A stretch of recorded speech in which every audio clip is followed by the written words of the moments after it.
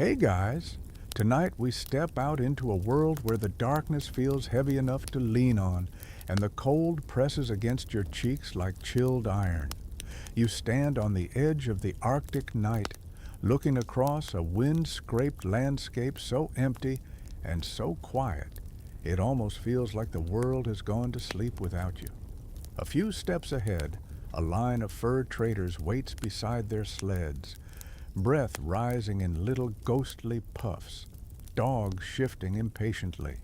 And you, lucky you, are about to crawl into one of those sleds and try to sleep in something that looks alarmingly like a wooden shipping crate with delusions of grandeur. The kind of place where, if you roll over too quickly, you probably won't survive this. So, before you get comfortable, take a moment to like the video and subscribe, but only if you genuinely enjoy what I do here. And since you're here anyway, tell me your location and what time it is for you right now. I'm always curious where everyone is listening from as we drift into these strange corners of history together. Now, dim the lights, maybe turn on a fan for that soft background hum, and let's ease into tonight's journey together. You trudged out onto the sea ice earlier than you meant to, the sky holding that dim twilight blue that never quite becomes day at this latitude. It's the late 1800s, prime time for Arctic fur trading, and you're walking in the boot prints of men who came up here chasing fox pelts, dreams of wealth, and possibly a misplaced sense of invincibility. Your sled creaks behind you, loaded with furs, tobacco, tools, and the one thing you're not eager to admit, your bed for the night, because, yes, the rumors are true. These traders really did sleep inside their sleds, wedged between bundles, wrapped in furs, trying not to notice that their bed frame is the same thing they used to transport 50 pounds of seal fat earlier. Romantic, right? You feel the wind's first bite now, slicing in sideways, like it's got something to prove. It's the kind of gust that makes your eyelashes frost together and convinces you that maybe, just maybe, the sled isn't such a terrible bedroom after all. A mainstream historical fact: many Arctic traders in regions like northern Canada and Greenland did exactly this. They slept in their sleds not out of laziness, but because the sled's boxy frame offered shelter when tents were impractical, too slow to set up, or too much of a wind-catching liability. Think of it as the original multi-purpose vehicle, but with sharper corners. A trader next to you checks the lashings on his cargo, tapping each knot with the kind of seriousness usually reserved for diffusing bombs. He gives you a nod that means, yes, you will sleep in that thing, and no, I will not help you get out when you inevitably wedge yourself sideways at 2 a.m. Another trader jokes that if you snore, the dogs will think you're a new kind of seal and try to drag you across the snow. That's joke number one of the night. Pure Arctic hospitality. The sky deepens now, turning from blue to an inky black that makes the stars look too crisp to be real. Your breath plumes like smoke, curling around your head before the wind whips it away. You shift your weight, feeling that familiar crunch of snow under your boots, the sound that always makes you feel just a little more alone, a little more aware of the sheer indifference of the Arctic. Out here, warmth is currency, shelter is strategy, and your sled is a surprisingly valuable real estate investment, even if it lacks, walls. But as your hands start to stiffen, you begin to understand the logic. The sled sides block the wind, the cargo creates pockets of still air, and most importantly, you don't have to hunt down tent poles while your fingers turn purple. There's even a quirky historical tidbit traders used to share. Some believed that Sleeping on the snow drained your strength, literally stole your energy through your bones. So, sleeping elevated in a sled wasn't just practical, it felt spiritually safer too. Historians still argue whether this was genuine belief or just something guys said when they didn't want to dig proper campsites. Honestly, relatable. You keep moving forward with the group, boots sinking into powdery drifts, the dogs' harness bells chiming faintly. Your sled tracks carve long shadows in the moonlight, each one lining up like ribs across the white landscape. You pass a patch of wind-sculpted snow that looks suspiciously like a family of lumpy snowmen, and in your exhausted state, you half expect them to sit up and wave. Joke number 2. The Arctic messes with you faster than your high school math teacher ever could. The patrol leader, a trader with a beard so frozen it looks like he dunked his face into a snow globe, finally signals for camp. You gather in a shallow dip between pressure ridges, the wind somewhat calmer here. Everyone moves with the sluggish grace of people saving every ounce of heat they possibly can. No unnecessary chatter, no bravado, just quiet, focused movements, the unwritten choreography of survival. And then it's time to prepare the bedroom. Your sled sits on the snow like a stubborn, rectangular promise that you are, in fact, going to squeeze into it. You pull open the furs on top and shove aside a sack of something that might be dried fish or might be the world's saddest pillow. You remind yourself that people have slept in far worse places, like airport floors, college dorm sofas, or that one friend's futon that had the structural integrity of wet cardboard. With the wind easing for a moment, you look up. The sky is wide open, scattered with stars and slow-moving curtains of faint aurora. The green glow pulls your thoughts upward, softening the edges of the cold, making the whole experience seem a little less absurd and a little more magical.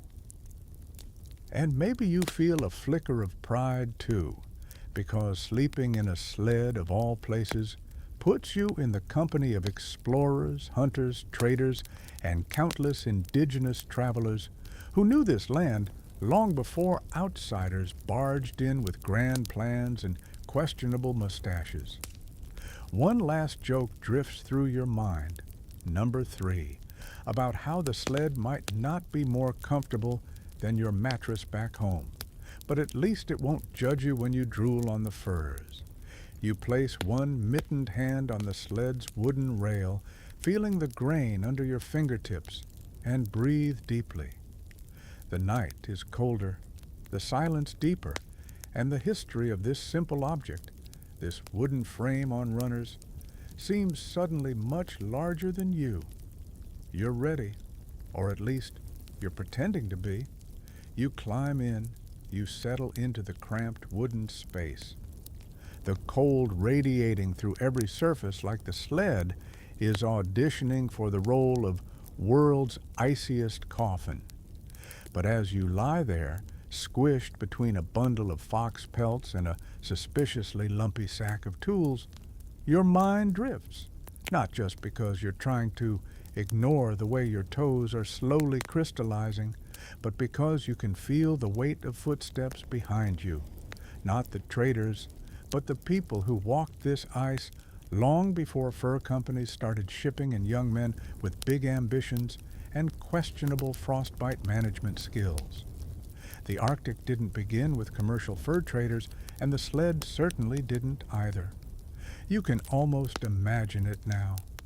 Earlier paths traced across the ice by indigenous groups whose knowledge of this place runs deeper than any map a European cartographer ever sketched. You picture hunters pulling their kamutik, those elegant lashed sinew sleds used by Inuit communities for centuries, across the snow, each one shaped not through guesswork, but through slow generational experimentation. mainstream historical fact, the Kamutik design, with its wooden crossbars tied rather than nailed, allows it to flex without cracking in brutal cold. Try hammering a nail in -40, and you'll learn fast why flexibility is non-negotiable. Even now, drifting in your sled bed, you sense that influence. Traders borrowed, copied, adapted, and occasionally messed up indigenous techniques, sometimes pretending they invented things that had existed for ages. Classic explorer behavior.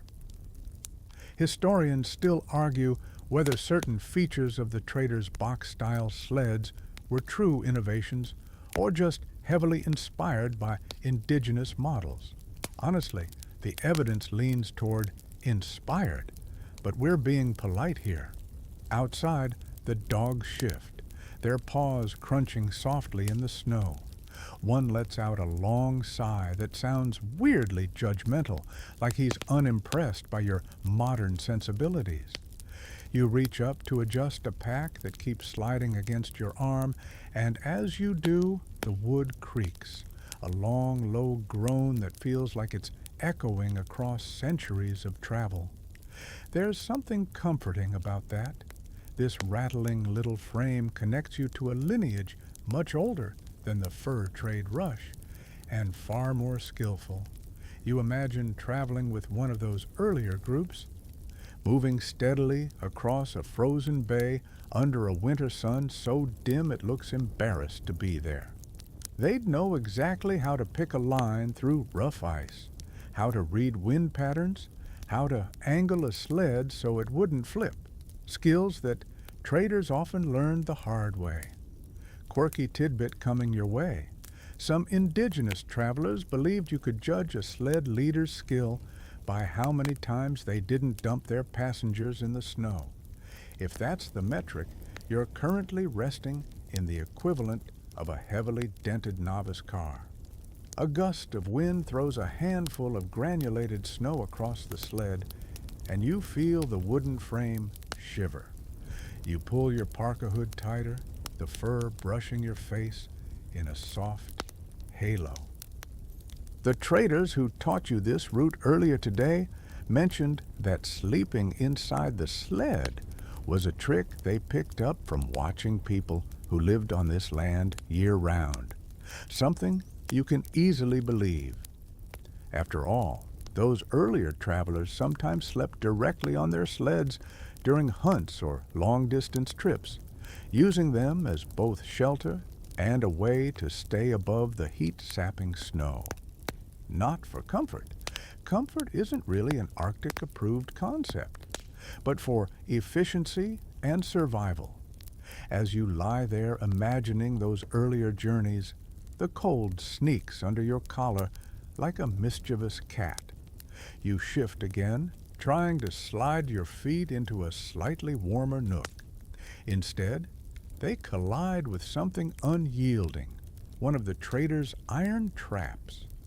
You wince, mutter something PG-13, and make a mental note that history hits back physically sometimes. Joke number 1 in this section, it's like stubbing your toe on your past. Outside, a dog lets out a bark, short and sharp. Another answers, then another, until the whole team joins in a brief chorus of canine disapproval at something only they can smell. When the barking fades, the quiet feels enormous. You breathe out slowly, watching a little cloud of frost drift upward. Your eyelashes are already crisping, each blink producing a faint crunch that is both amusing and mildly alarming. You think back again to those earlier paths, ancient shorelines, frozen rivers, and seasonal hunting trails. Some indigenous groups slept in snow houses or tents when traveling, while others rested on top of sleds or against them, using their loads as makeshift windbreaks. Traders, always looking for shortcuts and ways to avoid chores, quickly observed which methods worked best. Building a proper camp takes time and energy you often don't have after marching across unstable ice all day. Climbing into your sled takes about 10 seconds and a semi-flexible spine.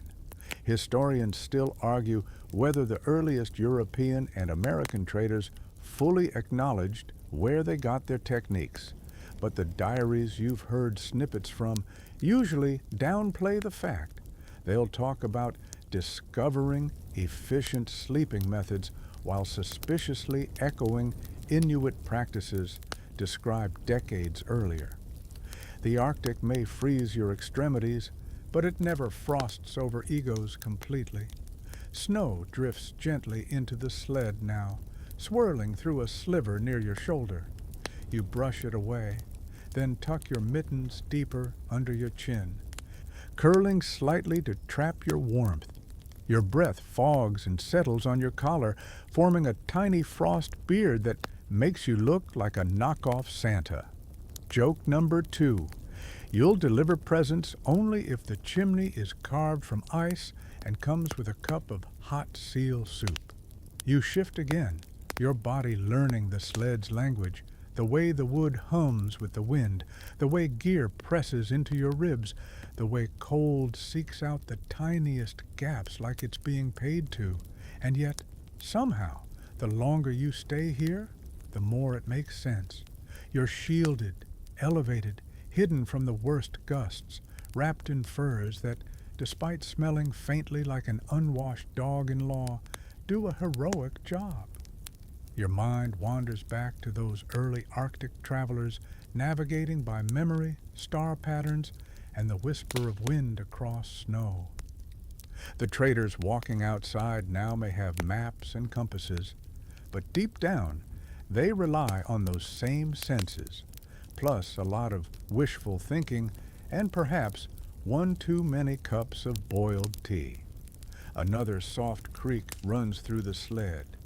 You close your eyes, imagining yourself sliding through time, sharing this wooden frame with hunters who carried tools carved from bone instead of iron, travelers who sang to keep themselves awake, families who crossed the ice with a rhythm older than the concept of fur trade itself. And because the Arctic always has room for one more odd detail, here's your quirky tidbit number 2. Some oral histories mention travelers sleeping inside or on sleds, not just for warmth, but to avoid mischievous spirits said to wander the snow at night. Whether they were literal spirits or metaphors for frostbite, loneliness, or the endless white, historians still argue. A shiver runs through you, half cold, half imagination. You blow out slowly, your breath curling in the dim glow. Joke number 3 arrives quietly. If any spirits are out here, you hope they can't smell fear under 4 layers of caribou hide.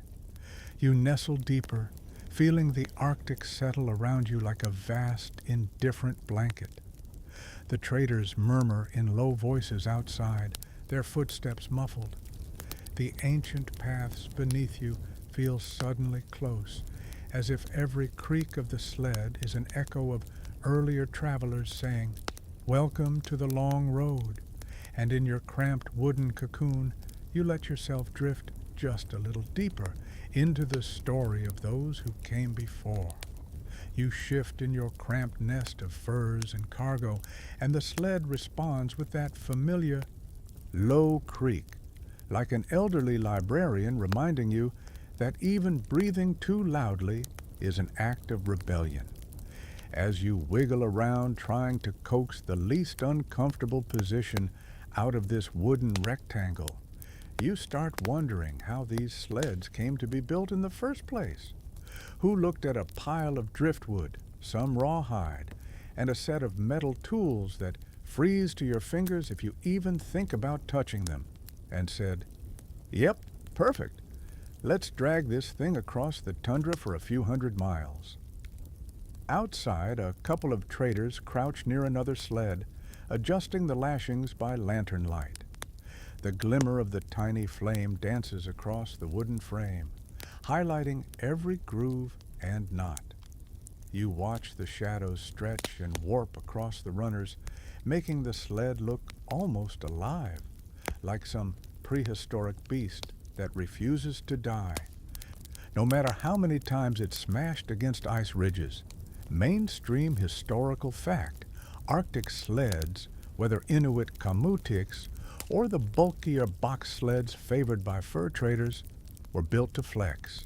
Rigid wood would crack in extreme cold, so builders relied on joints lashed with sinew or rawhide instead of nails.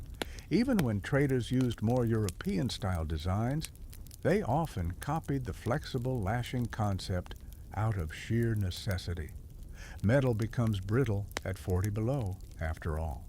You imagine the whole construction process happening in some drafty outpost workshop, or worse, on the ice itself.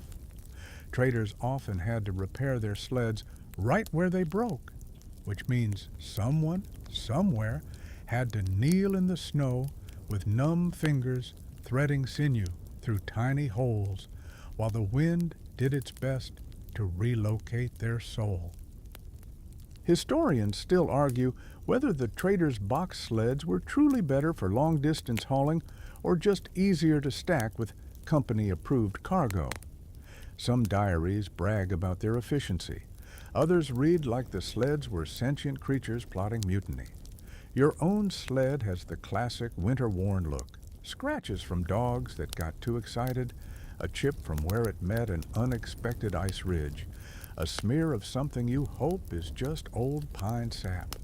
You run gloved fingers along the rail, feeling the tiny ridges where someone shaved the wood into shape months or years before you ever crawled inside. It's like touching the fingerprints of people who worked in silence, carving out survival with every stroke of a knife. A small quirky tidbit pops into your mind, one the traders laughed about earlier. Some Arctic crews had the superstition that if you built your sled too quickly, the spirits of the land would assume you lacked patience and then send you instructional blizzards until you learned it. Whether anyone truly believed this, or it was just Arctic shop talk designed to justify taking long lunch breaks, you can't be totally sure. But given the way snowstorms love a dramatic entrance, you could see why the rumor stuck around. The lantern outside flickers again, catching your eye. One trader is demonstrating the way the runners curve upward, so the sled glides over snow rather than plowing through it like a very determined beaver. He thumps a hand on the crossbars, explaining something to a younger guy who looks like he still thinks frostbite is something that happens to other people. You listen quietly, the soft rise and fall of their voices mixing with the sweeping hiss of wind along the snowpack. You picture a sled under construction. First, the wood selection. Driftwood mostly, because trees in the Arctic have one of those strained long-distance relationships. Builders would pick over each log, checking its grain, testing for strength, imagining how it would behave when frozen stiff. Then the shaping, scraping, bending, and lashing, slow work, steady work, the kind that makes time feel thick. You can almost smell it. The faint resin, the rawhide soaking in water, the smoke from a tiny stove used to soften and bend pieces. Even now, tucked between sacks of gear, you catch a trace of that scent in the wood. It's mingled with something else, too. Maybe seal oil, or the ghost of a campfire that once warmed the frame. Your elbow bumps against a rope coil, reminding you that some parts of the sled weren't wood at all. The traders used everything: rawhide, walrus hide, baleen strips, bits of iron, even scavenged nails from shipwrecks when they got lucky. Joke number one: you suddenly realize your bed might be part recycled shipwreck, which is honestly the most metal bedtime fact you've learned in years. Another creak rolls through the sled as the wind shifts, and you imagine how the frame must have felt during construction. Tapped, prodded, adjusted, coaxed. traders relied heavily on instinct when building or repairing. There were no printed instructions, no Arctic sleds for dummies handbook, no YouTube tutorials from a guy named Sven explaining the process step by step. It was hands-on knowledge kept alive through practice and occasional freezing cold cursing. You picture yourself back in that workshop, breathing in sawdust while your fingers ache from shaping runners. Your breath fogs against invisible walls, just as it does now inside your little sled cocoon. You imagine the builder from years past leaning over this very frame, unaware that it would someday double as a stranger's bed. Maybe they hummed to themselves. Maybe they told stories. Maybe they dropped the runner for the 10th time and strongly considered throwing it into the nearest ravine. The sled shifts again as a lump of gear finally settles into a comfortable configuration against your hip. You grab one of the wooden slats with your mitten, feeling its slight springiness, the way it curves rather than cracks. It makes the whole contraption feel less like a rigid coffin and more like a breathing structure, something more alive than dead. Joke number 2. You briefly wonder if sleeping inside a breathing sled means you're technically inside a wooden lung. Congratulations. The Arctic has officially made you weird. Your thoughts drift next to repairs. Traders were infamous for patching their sleds with whatever was at hand, rope ends, metal scraps, even frozen fish used as temporary wedges. Yes, really. The Arctic is the kind of place where you can use a popsicle as a building material. Quirky tidbit confirmed. You're not sure whether to be impressed or concerned. Historians still debate how often these improvised fixes actually worked versus how often they fell apart 30 minutes later and sent someone sprawling into the snow. Some personal journals praise the ingenuity. Others describe the sled as a traitorous beast that devoured 3 hours of precious daylight. One guy even blamed his sled for his bad luck with romance, which you assume is either metaphorical or a sign that the Arctic had driven him fully into poetic madness. The sled beneath you gives another sympathetic creak, and you settle deeper into the furs. The wind whistles along one runner like it's playing the world's saddest flute solo. Outside, the traders finish their repairs and preparations. One laughs, short, tired, but genuine. The dogs settle too, curling up into little snow-mounted commas, their tails wrapped snugly over their noses. You close your eyes and imagine everything that went into this one object holding you. Every carved groove, every lashed joint, every repair made in numb-fingered desperation. Joke number 3. You decide that tonight, if the sled collapses, you'll politely inform the spirits that you were promised quality craftsmanship.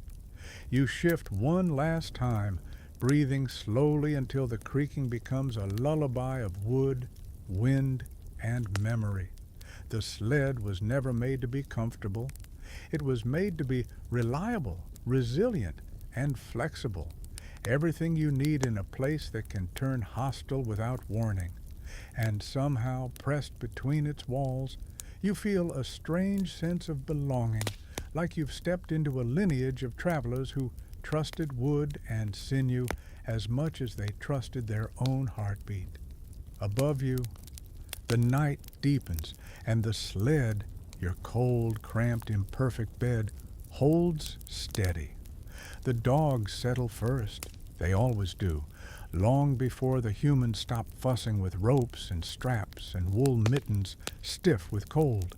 You hear them circling outside, their paws whispering over the crusted snow, each one making a tight little donut shape before collapsing into its own personal snowball.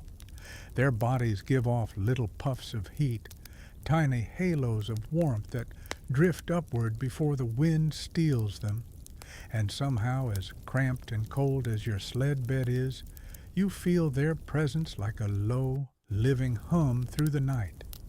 You shift your weight again, elbow brushing a wooden slat, and poke your head up just high enough to see over the sled rail. The dog team sprawls in a loose arc, each animal facing outward, as if standing guard against wandering spirits, rogue foxes, and the occasional snowflake with malicious intentions. One of the traders, Thomas, the one with the beard that freezes into something resembling accidental sculpture, walks among them, checking their harnesses, rubbing their shoulders, whispering to them in a soft voice that somehow cuts through the wind. A reindeer snorts behind another sled, shaking its antlers and sending a dust-thin cloud of frost shimmering into the lantern glow. Some fur traders used dog teams exclusively. Others preferred reindeer, especially in regions where hauling heavy loads demanded the brute strength and stubbornness of animals who could bulldoze through knee-deep drifts like four-legged snowplows. Mainstream historical fact: Sami and Nenets communities developed highly efficient reindeer sled systems long before commercial traders wandered into the Arctic with their maps and bravado. Many traders learned from them, sometimes willingly, sometimes only after their dogs staged a little mutiny by refusing to pull a poorly balanced sled. You hunker down again, but the noises outside keep tugging at your attention. The dogs huff and shuffle. The reindeer stamp the snow, their breath rising in soft clouds. Then one dog sneezes, loudly, sending a spray of ice crystals across its neighbor, who responds with the canine equivalent of an eye roll. Joke number one arrives naturally. Even out here, in the frozen extremity of nowhere, dogs still manage to display perfect sibling rivalry energy. The presence of animals changes everything about how and where you sleep. For one, you can't leave food anywhere they can reach. A single distracted moment earlier had forced a trader to wrestle a pack of dried fish away from an exceptionally smug lead dog. For another, you have to plan your sleeping angle so the dog team doesn't treat your protruding boot like an interesting chew toy. You feel the sled shift when a gust of wind slams against its side. The wood groans. A few dogs perk up but quickly relax when nothing follows. The reindeer, less impressed by drama, simply lower their heads and dig for lichen beneath the snow. The animals' warmth, movement, and sheer presence offer both comfort and chaos.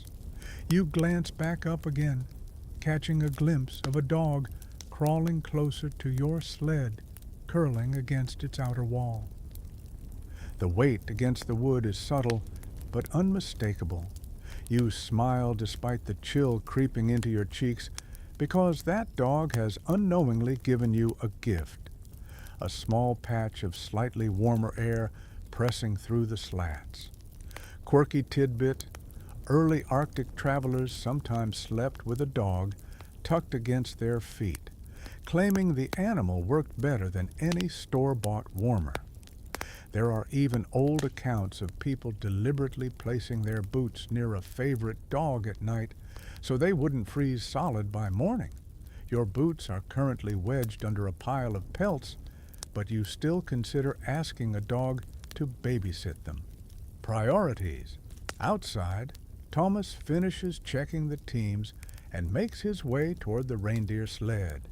You watch as he adjusts a strap under the animal's chest, an easier task than working with dogs, if only because the reindeer doesn't try to lick his face mid-adjustment.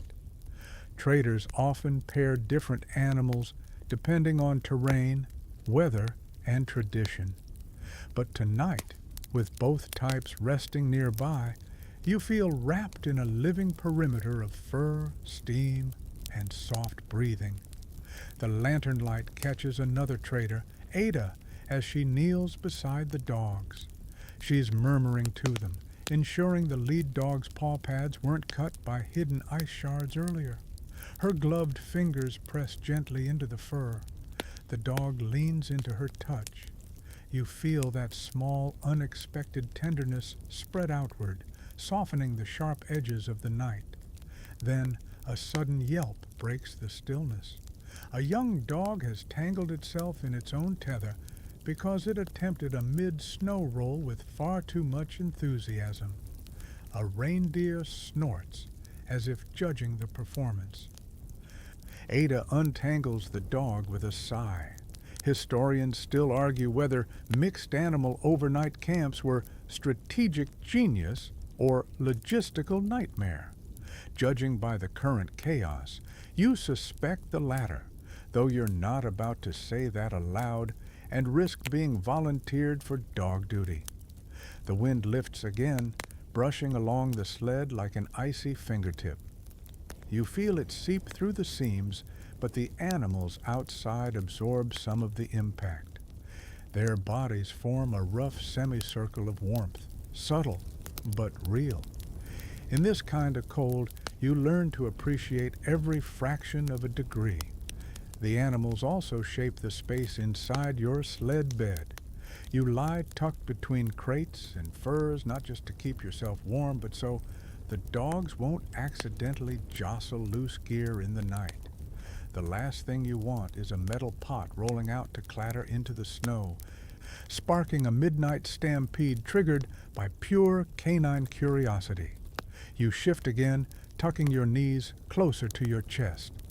Outside, one reindeer grumbles, a deep, resonant sound that pulses through the air like someone playing a hollow drum. Your sled vibrates faintly in response. You imagine sleeping beside these creatures, the way traders often did when shelter was scarce or tents were impractical. Joke number 2 forms easily. Technically, you're sharing a campsite with multiple animals who eat moss, bark, or fish. And somehow you're not the weirdest one here for choosing to sleep inside a wooden box. The dogs begin to quiet now, their bodies curled tightly, their breathing deepening.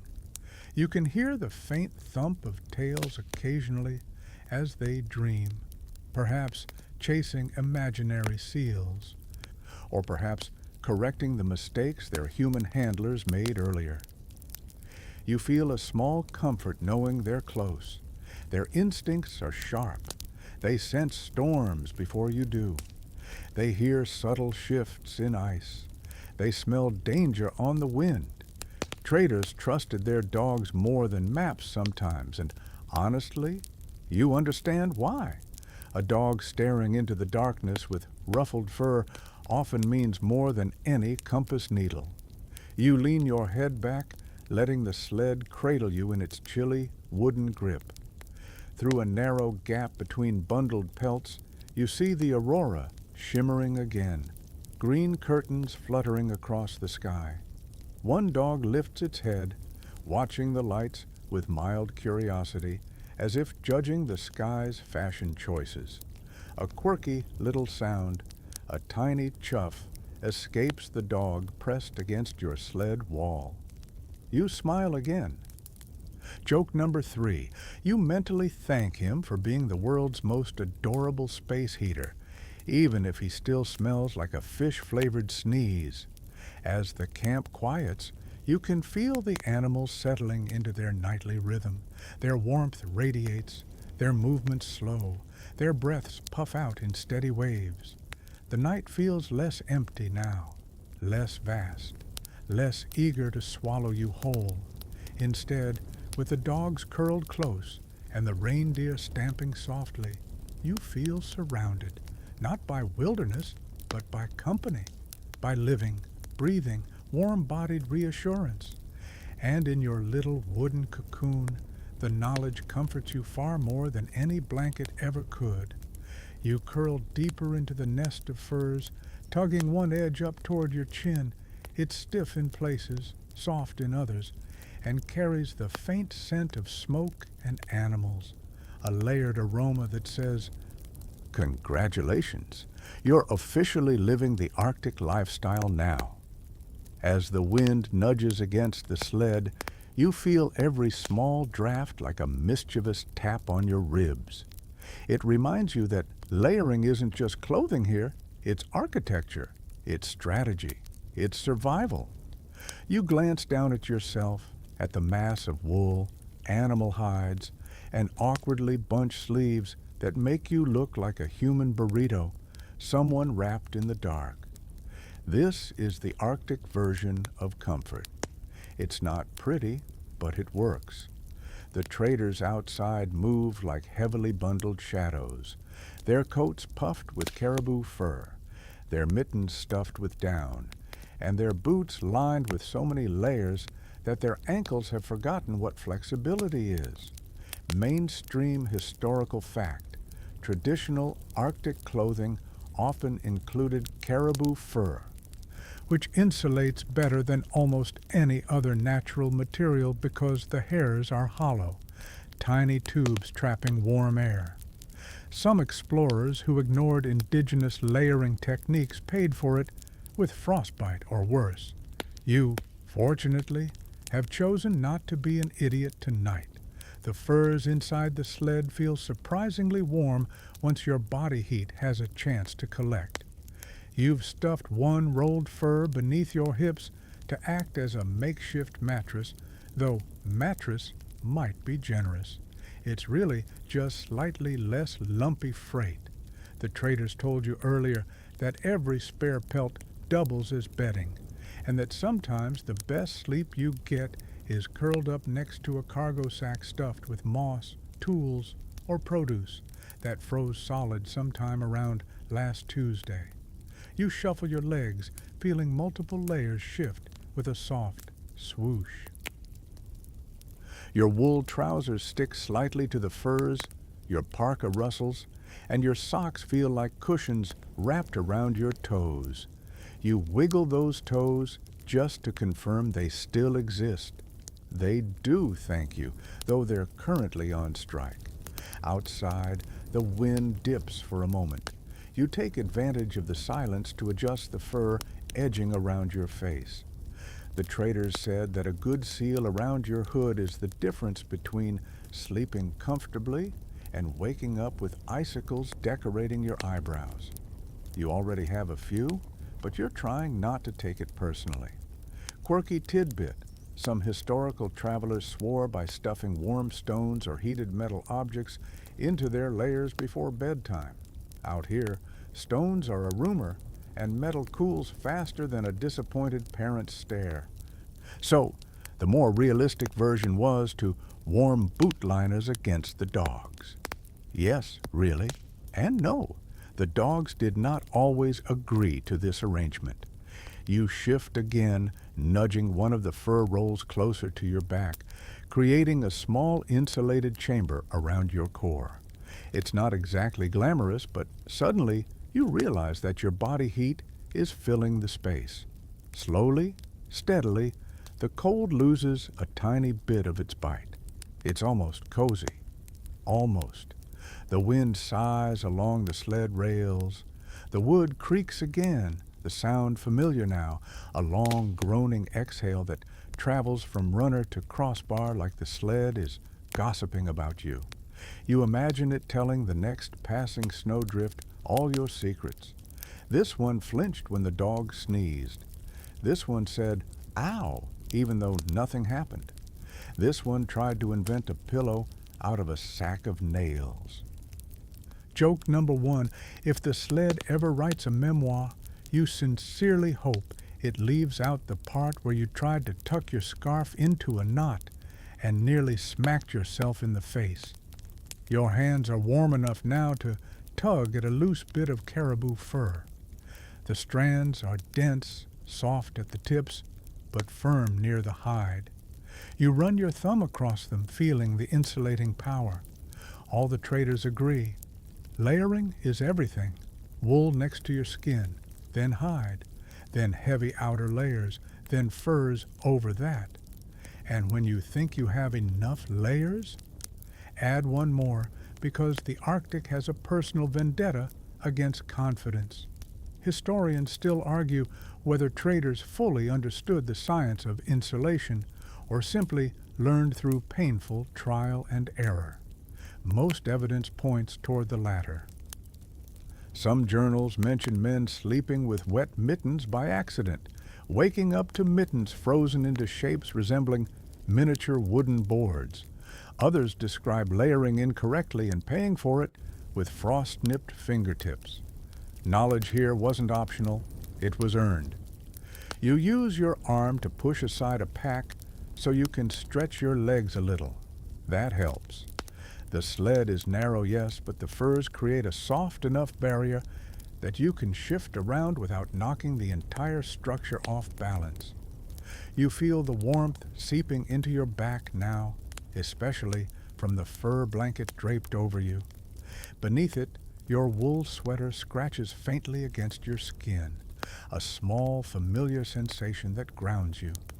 Outside, you hear the rustle of traders preparing for their own sleep. A zipper, a muted grunt, a muffled curse as someone accidentally drops their glove and then must retrieve it with fingers that are already stiff. You sympathize. Everything at these temperatures becomes a negotiation between dexterity and survival. You adjust the fur covering your shoulders again. The weight of it feels good, solid, protective. You think about how these layers turn people into walking bundles and how the Arctic rewards that.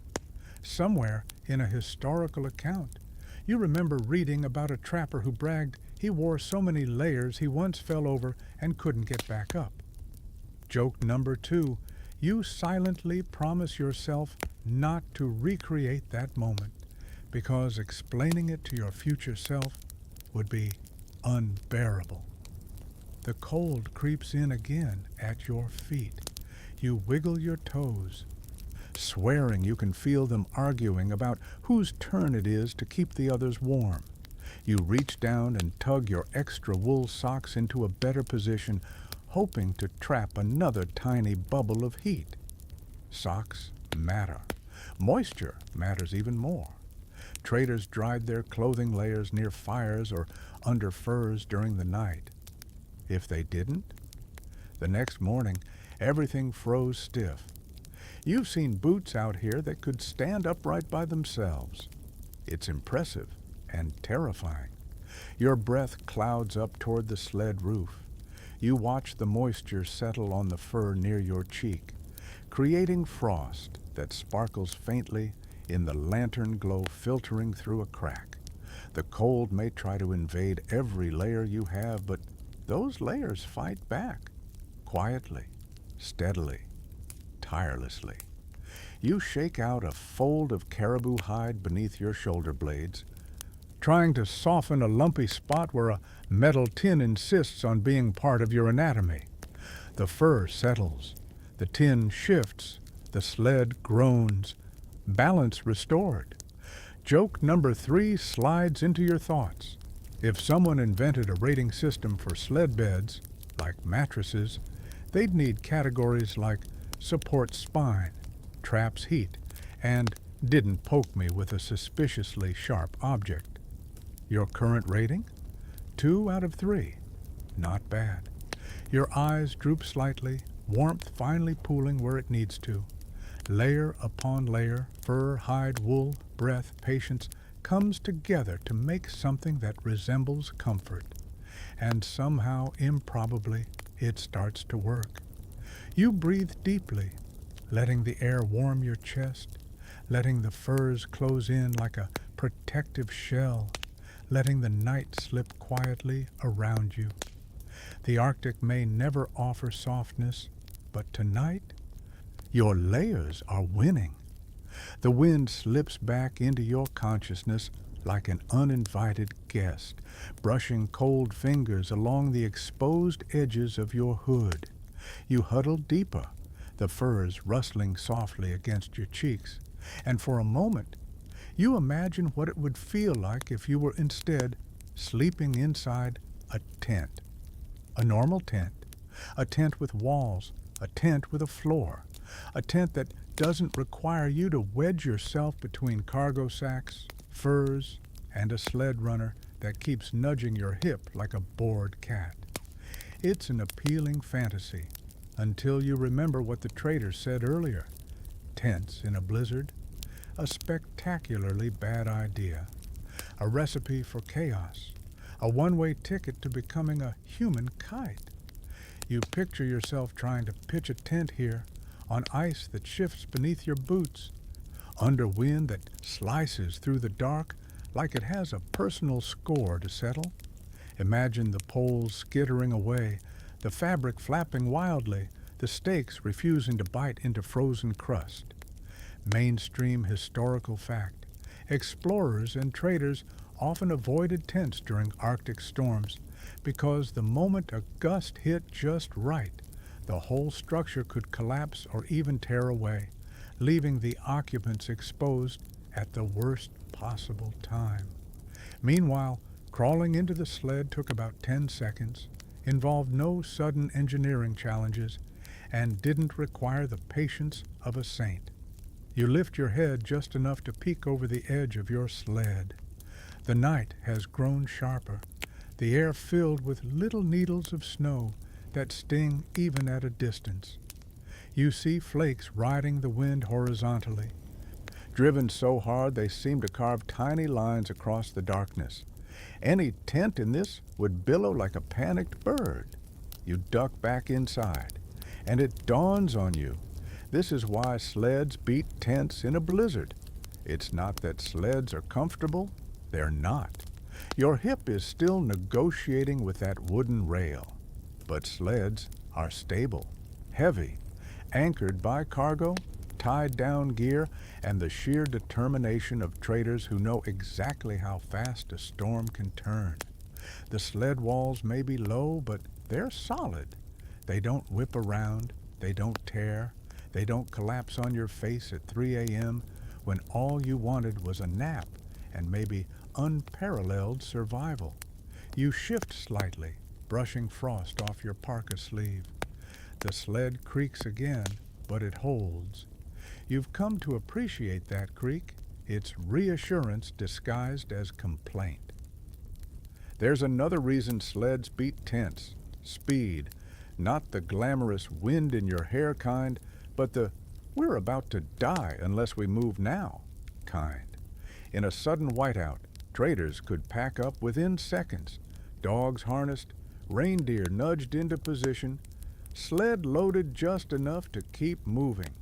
Historians still argue whether this mobility saved more lives than any other technique, but the logic is hard to ignore. If your shelter is also your vehicle, you don't waste precious minutes tearing down camp while the storm decides whether to punch harder. You imagine it now, a sudden roar of wind, a cloud of swirling ice, dogs barking in confusion, a trader shouting orders, and you, half asleep, scrambling out from your sled bed not to disassemble anything, but simply to start moving. That kind of efficiency feels like magic in hindsight.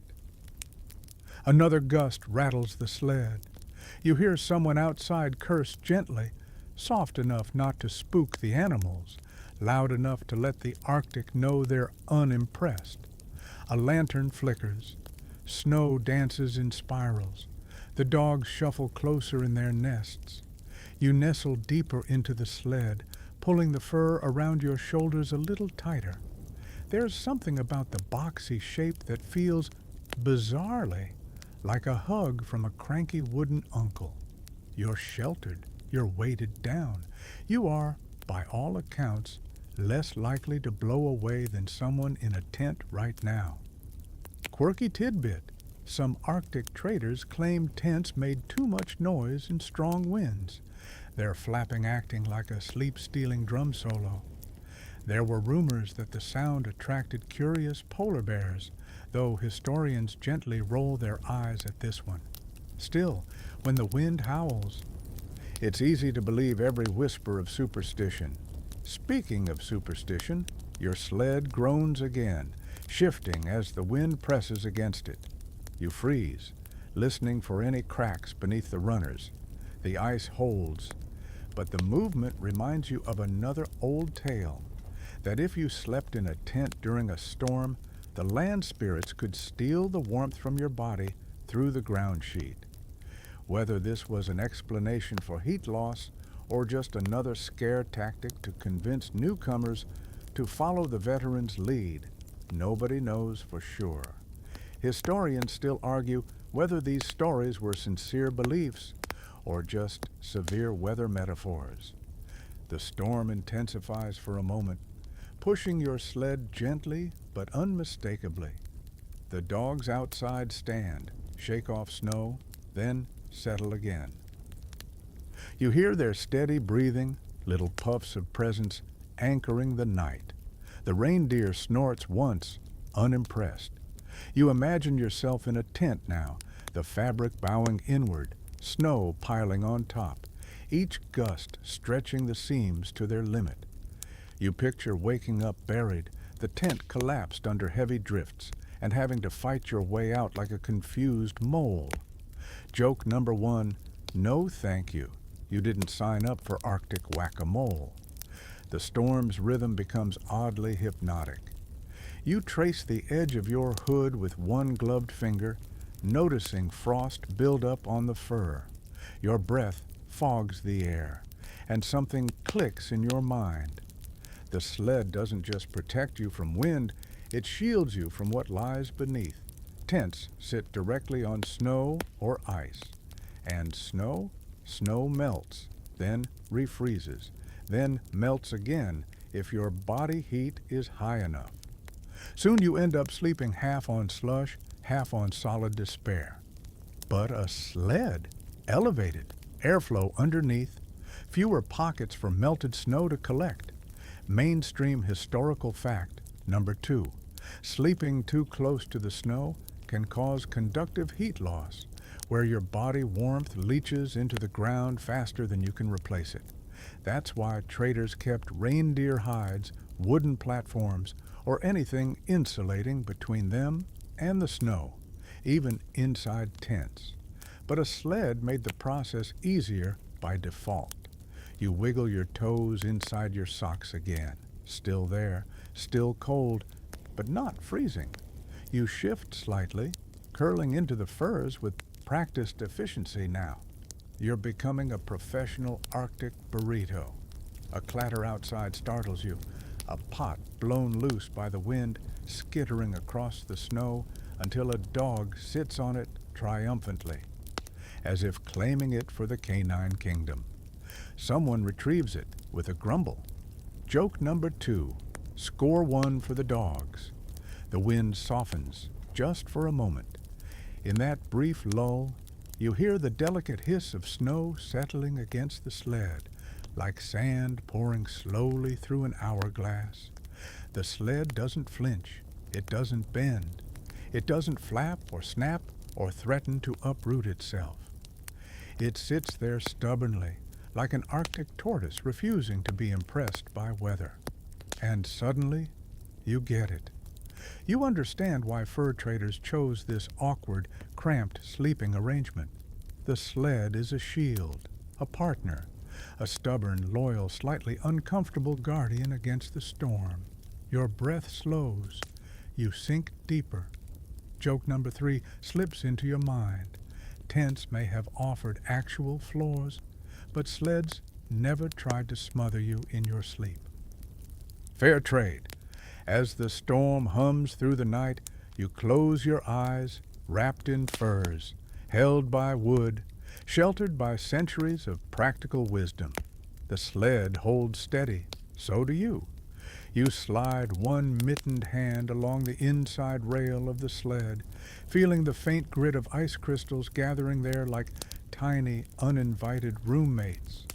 Shifting again, you push a sack of gear away from your ribs, only for it to roll smugly back into place the moment you let go. This is the dance of sleeping inside a sled. Adjust, compensate, compromise, repeat. The wood beneath you groans as you settle, not in complaint, but in that familiar, tired way A friend sighs when you sit on their favorite chair. It's cramped, yes. Icy, absolutely. But somehow, against all logic, it's starting to feel a little cozy. Almost. You take a slow breath, letting the cold air fill your lungs before it fogs back out in a soft plume. The space you're lying in isn't much larger than a coffin, which you try not to think about too hard. The sled's cargo box rises only a couple of feet around you, its sides reinforced by crossbars and thick lashings of rawhide. The walls block some of the wind, but they also trap your body heat in a tight envelope. Over time, that trapped air thickens into something warmer, something human, something survivable. And right now, survivable feels like luxury. You shift your knee and immediately encounter the corner of a pelt-wrapped pack. Ow, you whisper, because even the tiniest bump feels dramatic at these temperatures. You tug the pack sideways until it wedges between another bundle of freight, extra rope maybe, or dried food wrapped in hide. Nothing in the sled ever really moves on its own. It moves because you move, its contents sliding around like participants in a clumsy, slow-motion avalanche. Joke number 1.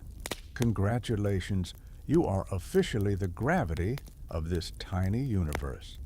Now that you're mostly wedged in place, you begin the nightly ritual of transforming a cargo-hauling box into a functional sleeping pod. You pull a fur robe up to your chin, tucking its edges strategically around your shoulders to block drafts. Another fur, a reindeer hide with stiff guard hairs poking outward like little icy toothpicks, gets folded beneath you. The hide creaks faintly as you press your weight onto it, its fibers adjusting, warming slightly beneath your body. You ease one gloved hand over the wooden frame again, feeling the sled's subtle flex as the wind nudges its outer wall. That flexibility keeps the runners from snapping, but it also makes the whole thing feel like a wooden hammock with commitment issues. Still, the shape is familiar now. You're nestled in, part of the structure, tucked among gear that has seen its own share of storms. A soft chuckle escapes you when you realize your makeshift pillow is a rolled-up blanket tied to a bag of spare harness parts. Joke number 2, luxury bedding is clearly alive and well in the Arctic, if your definition of luxury involves sleeping on metal buckles. The lantern outside glows faintly through a gap between the slats. The light flickers across the pelts in dull gold patches, illuminating tiny drifting flakes of frost. You watch them settle on your fur collar, where they cling like enchanted dust. You brush them off, and the fur crackles faintly. Stiff with cold, but still warm beneath the surface. As you burrow deeper, the sled interior seems to shrink, not in a suffocating way, but in the way a blanket fort shrinks. Everything becomes close, intimate, private. The outside world feels farther away, muffled by layers of wood, hide, and snow. The dog's breathing becomes a low, steady rhythm just beyond the rails. The wind becomes background noise. The cold becomes something you can negotiate with rather than fear. A quirky tidbit drifts into your thoughts. Some old accounts describe traders decorating the inside of their sleds with charms or scraps of cloth for luck. A tiny talisman pinned above the place where they slept. A carved bone amulet sewn into the bedding. Little personal touches to make the claustrophobic space feel less like a shipping crate and more like a home. You don't have a charm, but you do have a sock that mysteriously disappeared earlier and then reappeared beneath your knee 15 minutes ago. Maybe that counts. You shift your weight again, gently, carefully, because the sled feels like it remembers every movement. A small creak answers you, like a reply in a language you're just beginning to understand. The wood is cold, but it's also seasoned, tough, and familiar. You press one hand against the side panel, then stay still, listening. The sled doesn't talk exactly, but it has a presence. It's been hauled over ice ridges, scraped along frozen rivers, smacked by chunks of drifting snow. And here it is, holding you through another long Arctic night. Historians still argue whether the traders' sled interiors were intentionally shaped for sleeping or just accidentally convenient. Some diaries claim they carefully arranged their gear to create a hollow for their bodies. Others insist the sleeping space was just whatever nook didn't contain dangerously pointy objects. Based on your current experience, your left hip pressed against a rope coil, your right ankle tucked under a surprisingly judgmental tin, you suspect the truth lies somewhere between design and desperation. You shift again, using your mitten to push a leather pack into a better position under your shoulder. The fur above you rustles softly. The dogs outside move again, one of them brushing its tail against the sled wall, making the wood vibrate faintly. You close your eyes. Your breath warms the air just enough to keep your nose from freezing. And now, suddenly, the space feels cocoon-like. Cramped, yes. Icy, obviously. But somehow, cozy? Not cozy in the way a warm cabin is cozy. Cozy in the way a survival shelter becomes comforting simply because it does its job.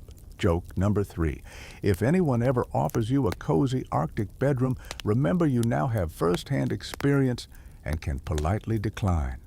You stretch your fingers and let your body sink more completely into the shape of the sled. The furs cradle you. The wooden slats hold firm. The cargo, once an annoyance, forms supportive walls around you, your own small personal cave carved into the center of the Arctic night. And as the wind howls, the snow drifts, and the ice shifts beneath the runners, you feel, for the first time tonight, a sense of belonging, a sense that the sled isn't just a tool. It's shelter, it's refuge, it's a little wooden world you can trust. You breathe in. The cold nips your cheeks. The furs encircle you, and in this cramped, icy, surprisingly cozy space, you finally begin to relax. You lie still now, bundled so tightly in furs and wool that moving even a single finger feels like negotiating a contract with your own elbow. The sled creaks beneath you, tired but loyal, and the wind murmurs through the cracks, like it's trying to whisper Arctic gossip directly into your ear. You're warmish, tucked in your cocoon of scavenged insulation, but the cold isn't foolish enough to give up entirely. It hovers at the edges of your awareness, waiting for an opening. That's when you start thinking, really thinking, about the fragile science of not freezing to death out here, because that's what this whole operation is, really. Science, physics, body heat, insulation, airflow. A personal battle between one small human and one very large, very angry winter. You shift an inch to the left. The furs rustle. Your breath fogs, and in that tiny cloud of warmth, you can feel the life and death math happening. Mainstream historical fact. In the Arctic, the biggest killer isn't the dramatic stuff. Falling into ocean holes, being chased by animals, accidentally licking frozen metal. The biggest threat is simple heat loss. The human body radiates warmth constantly, and in temperatures far below freezing, any exposed skin becomes a tiny, energy-leaking window. Even moisture from your breath or sweat can freeze into a heat-sucking crust. That's why explorers, hunters, and fur traders became amateur insulation experts, building their survival strategies around trapping every possible scrap of warmth. You exhale again, watching the little cloud drift upward toward the sled rail. It hangs there for a moment before crystallizing on the wood in a faint frosting. You reach up to brush it away and feel the cold bite your fingertips through your mittens. It's like touching a frozen doorknob with a wet hand. Nothing deadly, just nature's way of telling you, please stop doing that. You tuck your hands back under your armpits, a move that looks silly, but works. The furs settle. The warmth pools again. The sled's interior becomes a laboratory of sorts. You're hyper-aware of how warm air rises and cold air sinks.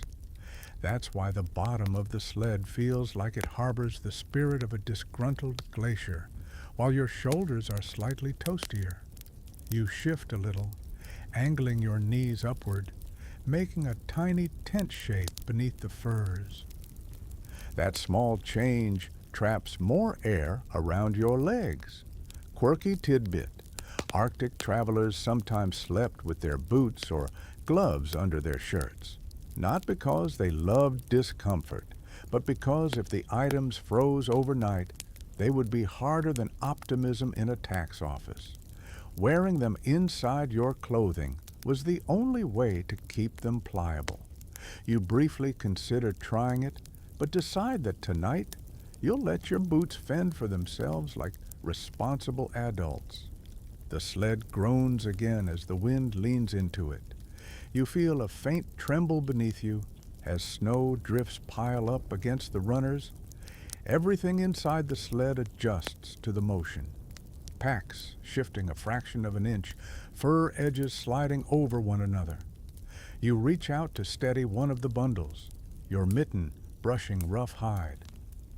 The contact sends a tiny puff of warm breath upward again, and that's when you start hearing the science in your own breathing. Every exhale is precious. Every inhale is cold. Your lungs warm the air as it enters. Your breath deposits some of that heat back into the space when you release it. Slowly, very slowly, your little sled coffin becomes a microclimate, warmer inside than outside. Still freezing, yes, but less freezing, enough to matter. Historians still argue whether early fur traders consciously understood thermodynamics, or whether they just followed practices that felt right through experience and superstition. Some journals mention men calculating sleeping arrangements by airflow. Others seem to attribute warmth to luck, divine favor, or the presence of particularly plump dogs. But in the end, survival didn't care about theory. It cared about execution. You wiggle your toes again, they're still there. One of the more encouraging results of tonight's scientific experiment. You rearrange your layers, shifting the reindeer hide so it shields the underside of your legs. Furs trap heat differently depending on direction. Hollow hairs create pockets of warm air. Flip the hide the wrong way, and you'll spend the night slowly turning into a decorative ice sculpture. You shift again, carefully forming a small dome of space around your head to keep your breath from freezing onto your hood. You inhale the slightly musky, slightly smoky scent of the furs. It's a smell that says, you're safe enough for now. Not luxuriously safe, not hotel safe, but alive safe. Your mind drifts to all the ways heat escapes. Conduction, touching cold surfaces. Convection, air current stealing warmth. Radiation, your body throwing energy into the void. Even evaporation, your own sweat turning into tiny ice thieves. Out here, everything works against you. That's why the sled, with its tight walls and low ceiling, makes so much sense. Smaller spaces warm faster and lose heat slower. The less body heat you have to produce, the less likely you are to wake up as an unintentional ice sculpture. Joke number 1, you briefly consider marketing this sled as a cutting-edge, eco-friendly, zero-electricity sleeping pod. Then you remember that it smells like dog, smoke, and ambition, and decide the world is not ready. The dogs outside shift again. Their warm bodies press faintly against the sled wall, adding another tiny boost to your insulation.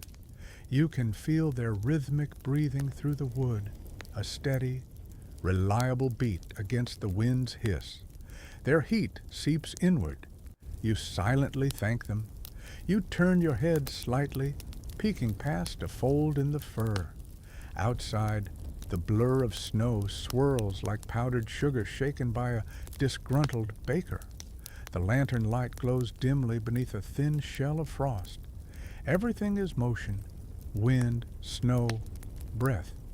But inside the sled, the air grows stiller, warmer, thicker. Joke number 2 drifts into your mind.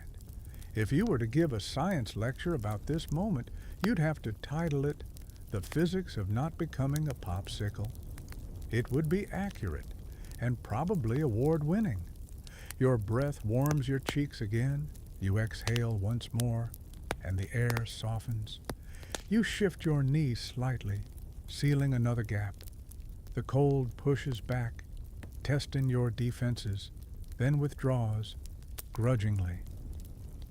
You think about all the travelers before you, indigenous hunters, explorers, traders, each one learning how to turn a crude wooden sled into a functional bedroom through careful observation and even more careful layering. They learned where to place packs, how to angle furs, when to raise their feet, how to conserve warmth without suffocating under their own breath. You're part of that long chain now, performing the quiet rituals of Arctic nights. Another gust hits. The sled vibrates but holds firm. You pull the fur closer to your chin.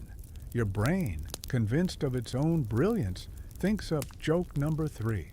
Whoever invented blankets should come up here and see what real blankets look like. You close your eyes, focusing on your own warmth. There's a gentle hum in your ears, the pulse of your heartbeat in your hood, the wind's distant sigh, the snow brushing against the wood like fingertips. Inside the sled, the science of survival feels almost beautiful. Almost. You breathe in, you breathe out, you hold the warmth you've earned, and in the fragile equilibrium of cold and heat, the night continues. You lie there, drifting in and out of that soft, early, almost sleep state, when a sudden cold sensation creeps up your nose and reminds you exactly where you are, inside a wooden sled, wrapped in furs, in the middle of an Arctic night, where the temperature could probably cryogenically preserve a banana for several centuries. You blink, your eyelashes making that faint crick-crick sound they make when frost has claimed them, and you realize you have entered the realm of midnight routines. Not glamorous routines, not the candlelit self-care ritual kind. No. These are routines forged in misery, refined in necessity, and performed while wearing so many layers that bending your elbow becomes a philosophical exercise.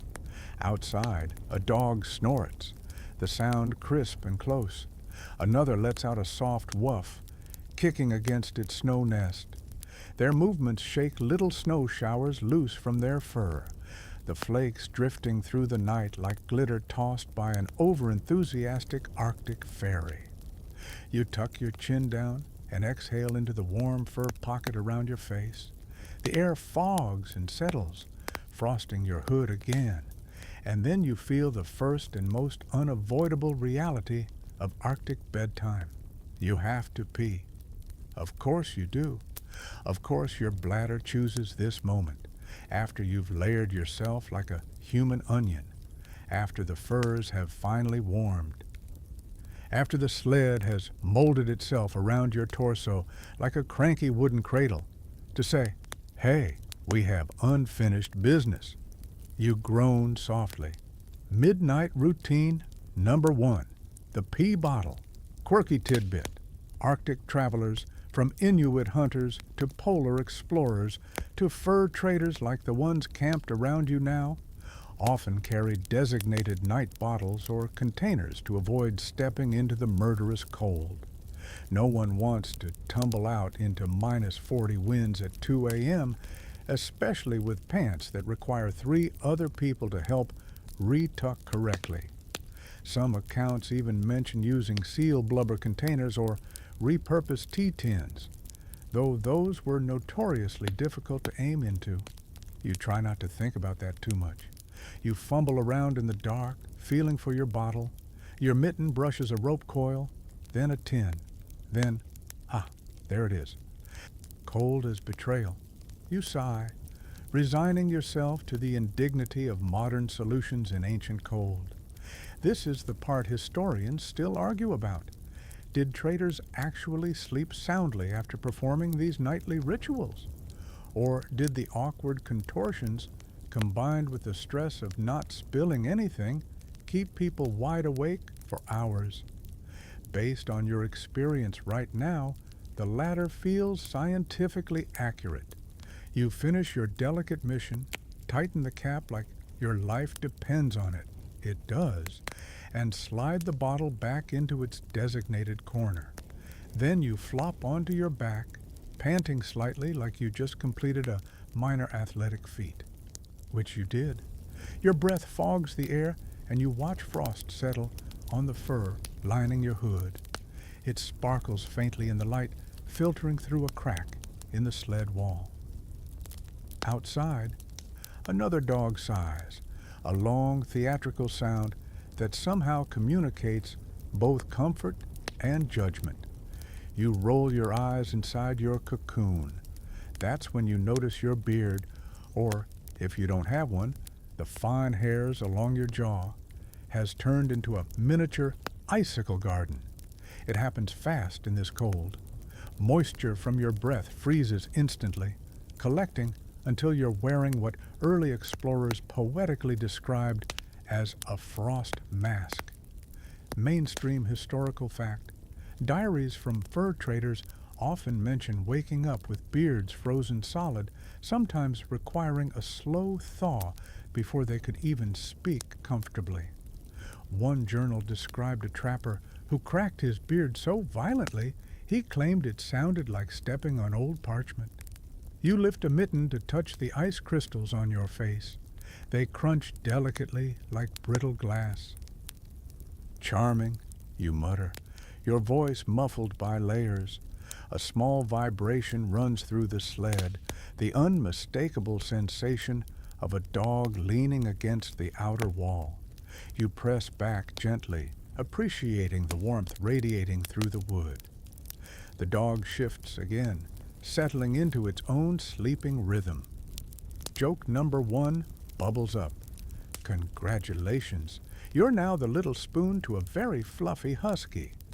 The sled creaks as you adjust your legs. Your boots nudged into a warmer pocket earlier, but by now they've grown cold again.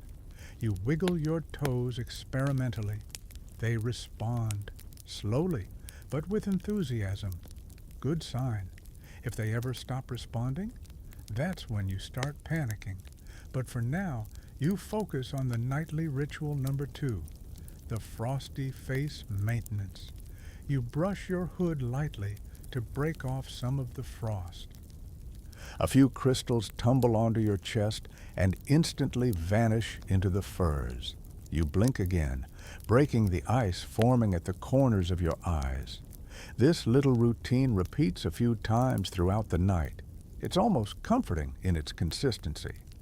Then, there it is, the unmistakable sound of snoring. Not human snoring. Oh no, a dog. A dog is snoring outside your sled with the thunderous gusto of a chainsaw wrapped in a wool blanket. You suppress a tired laugh. Joke number 2. If this were a sleep app, the audio would be titled Arctic Husky Sawing Logs, 12-hour loop. It's absurd. It's loud. It's strangely soothing. But wait, another sound joins the mix. A second dog, snoring in a slightly different rhythm. Then a third. The result? A canine symphony, offbeat, but strangely comforting. Like someone trying to beatbox under a heavy winter coat. And beneath all that, the quiet scrape of ice on wood, the faint huff of traders shifting in their own sleds, the wind weaving through the snowbanks. These sounds layer together, creating a kind of lullaby, one you never asked for but are starting to appreciate. You wiggle deeper into your bedding. You feel your body adjusting to the cold, finding places to warm, places to tuck, places to rest. Midnight routine number 3 is mental, a slow checklist of am I warm enough, and is anything freezing, and is this lump under my spine something dangerous or just another rope? Historians still argue whether routines like these helped maintain sanity during long Arctic journeys, or whether they simply gave exhausted travelers something to do besides panic about the cold. Probably both. The mind likes patterns. Patterns feel safe, even weird ones like tap beard to prevent ice buildup and listen for snow shifts in case the sled needs repositioning. Then, just when you're drifting back toward sleep, you hear a soft, delicate sound. Not wind, not dogs, not wood, snowflakes landing, a gentle patter, barely audible, dusting the sled. A sound so light it almost feels imagined. But you hear it, and you feel it settle around you, dimming the world further. You relax. Your cheeks thaw. Your breath slows. Joke number 3 nudges in. You realize your entire night routine could be summarized as don't freeze, don't spill, don't roll over, and definitely don't lick anything metal. You chuckle softly, and in that small amusement, in the snow's quiet patter, in the chorus of snoring dogs, you feel something like peace.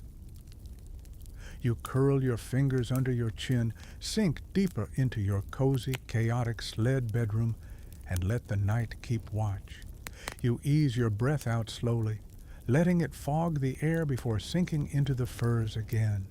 Sleep tugs at you, soft and insistent, but the camp outside remains awake in that half-silent, half-murmuring way Arctic nights often are. Voices float across the snow, low, tired, and threaded with that peculiar mix of sarcasm and sincerity that only appears when people are too cold to lie and too exhausted to impress anyone. It's story time, or superstition time, or that weird in-between hour when the line between both becomes blurry enough that no one bothers separating them. You tilt your head just enough to listen. A trader named Einar sits with 2 others on the wind-sheltered side of the sled line. Their lantern an amber glow against the snow. They're hunched close, sipping something hot from tin cups. Tea, maybe, or broth that wishes it were tea. Their breaths plume and mingle in the still air, drifting upward like rising ghosts. Einar is mid-story, his voice rich and gravelly despite the cold. You catch the tail end, something about an ice ridge cracking under his sled during a storm. He claims he saw something in that crack, eyes glowing under the ice. Not bear eyes, not dog eyes. Something older, something watching. The others grunt softly, half believing, half amused.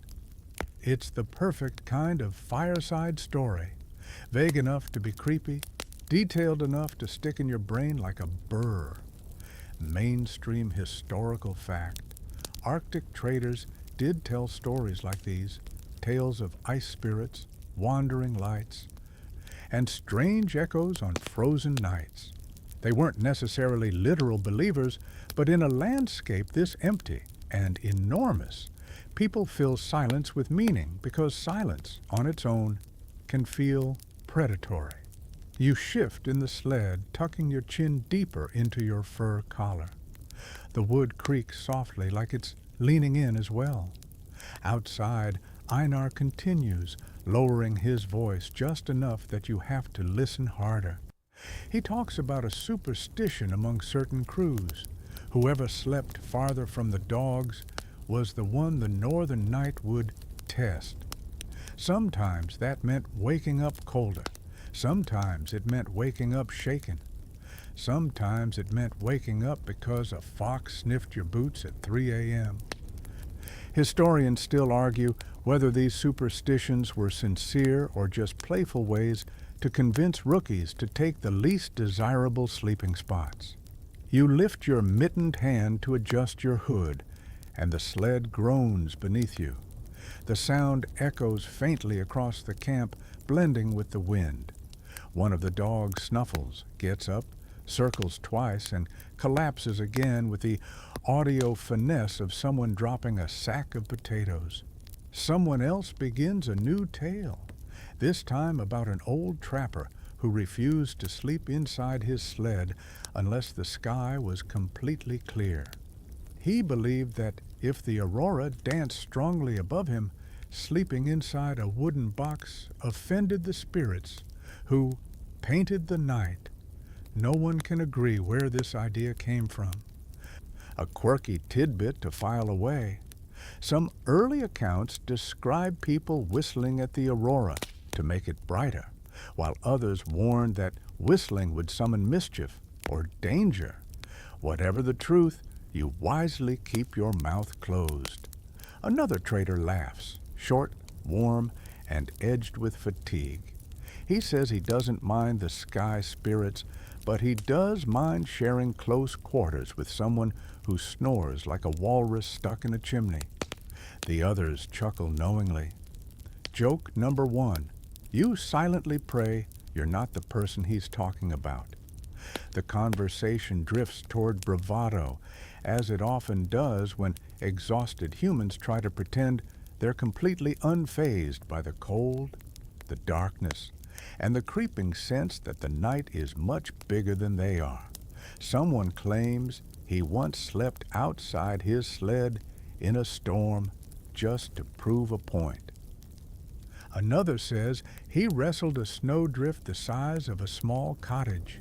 Another swears he saw a polar bear run away from him. Pure fiction, obviously, but no one calls him out. Your sled shifts as a gust hits it. You slide half an inch to the left, bumping a pack, which bumps another pack, which bumps your ribs. You wince, then breathe out a small laugh.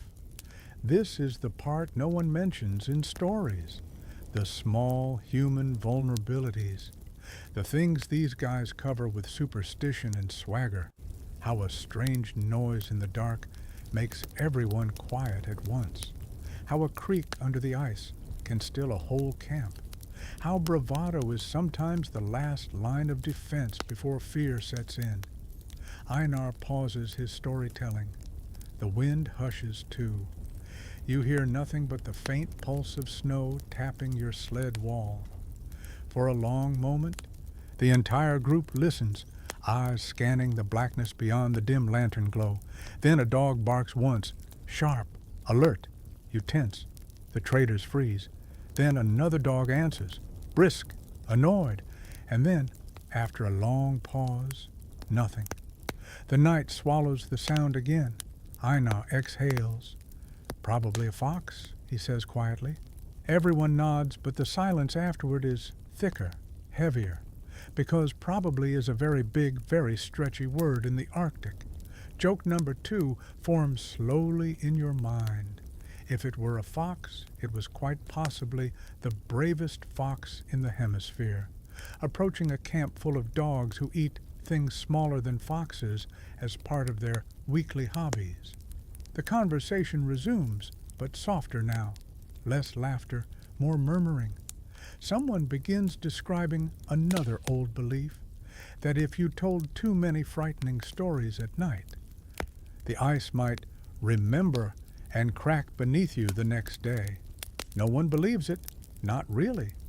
but no one contradicts it either. Historians still argue whether these tales were used to enforce caution, pass time, or simply keep minds busy during long freezing nights. Probably all three. Humans need narratives like they need warmth. You shift again, settling deeper into your sled bed. The wood beneath you feels sturdier now, as if sharing space with stories has given it new weight. The firs hug your sides. Your breath fogs gently upward. Another voice joins the group. Someone you hadn't heard speak before. A quiet trader with a low, calm tone. He says that on nights like these, when the wind moves strangely and the dogs grow restless, he always sleeps inside his sled with one hand resting on the rail. "So the sled knows I'm here," he explains. "It's absurd. It's poetic. It's somehow comforting." You place your hand on the sled rail too, feeling the cold grain under your mitten. The sled creaks softly in response, and you smile. Joke number 3 floats in gently. You decide that if your sled ever starts talking back, that's when you tap out of the Arctic lifestyle forever. Outside, the traders continue sharing fragments of legends and bravado. Inside, you feel the warmth holding steady, the wood beneath you steadying your breath, the stories weaving a cocoon around the camp. And as the night deepens, you let their voices fade into the rhythm of the wind and the sleepy hush of dogs and snow. The tales linger, soft and strange, cradling you toward sleep. The sled shifts beneath you, not dramatically, not dangerously, but with just enough of a wobble that your half-drowsy mind snaps awake with a small jolt of uh-oh. It's the kind of movement that feels like a reminder. The Arctic never fully sleeps, even if you try to. You lie still, listening. The wind hums, the dogs shuffle, snowflakes tick softly against the sled walls. Everything seems normal-ish. But your pulse is already up, because tonight's stories have primed your brain for every worst-case scenario the Arctic can dream up. And the Arctic dreams big. You breathe slowly, letting your heartbeat settle.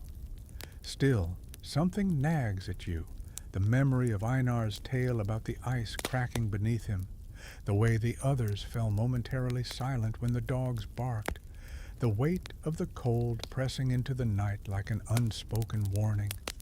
And suddenly, you find yourself wondering about all the disaster nights these traders have lived through, the narrow escapes, the moments when sleeping inside a sled wasn't just practical, but life-saving.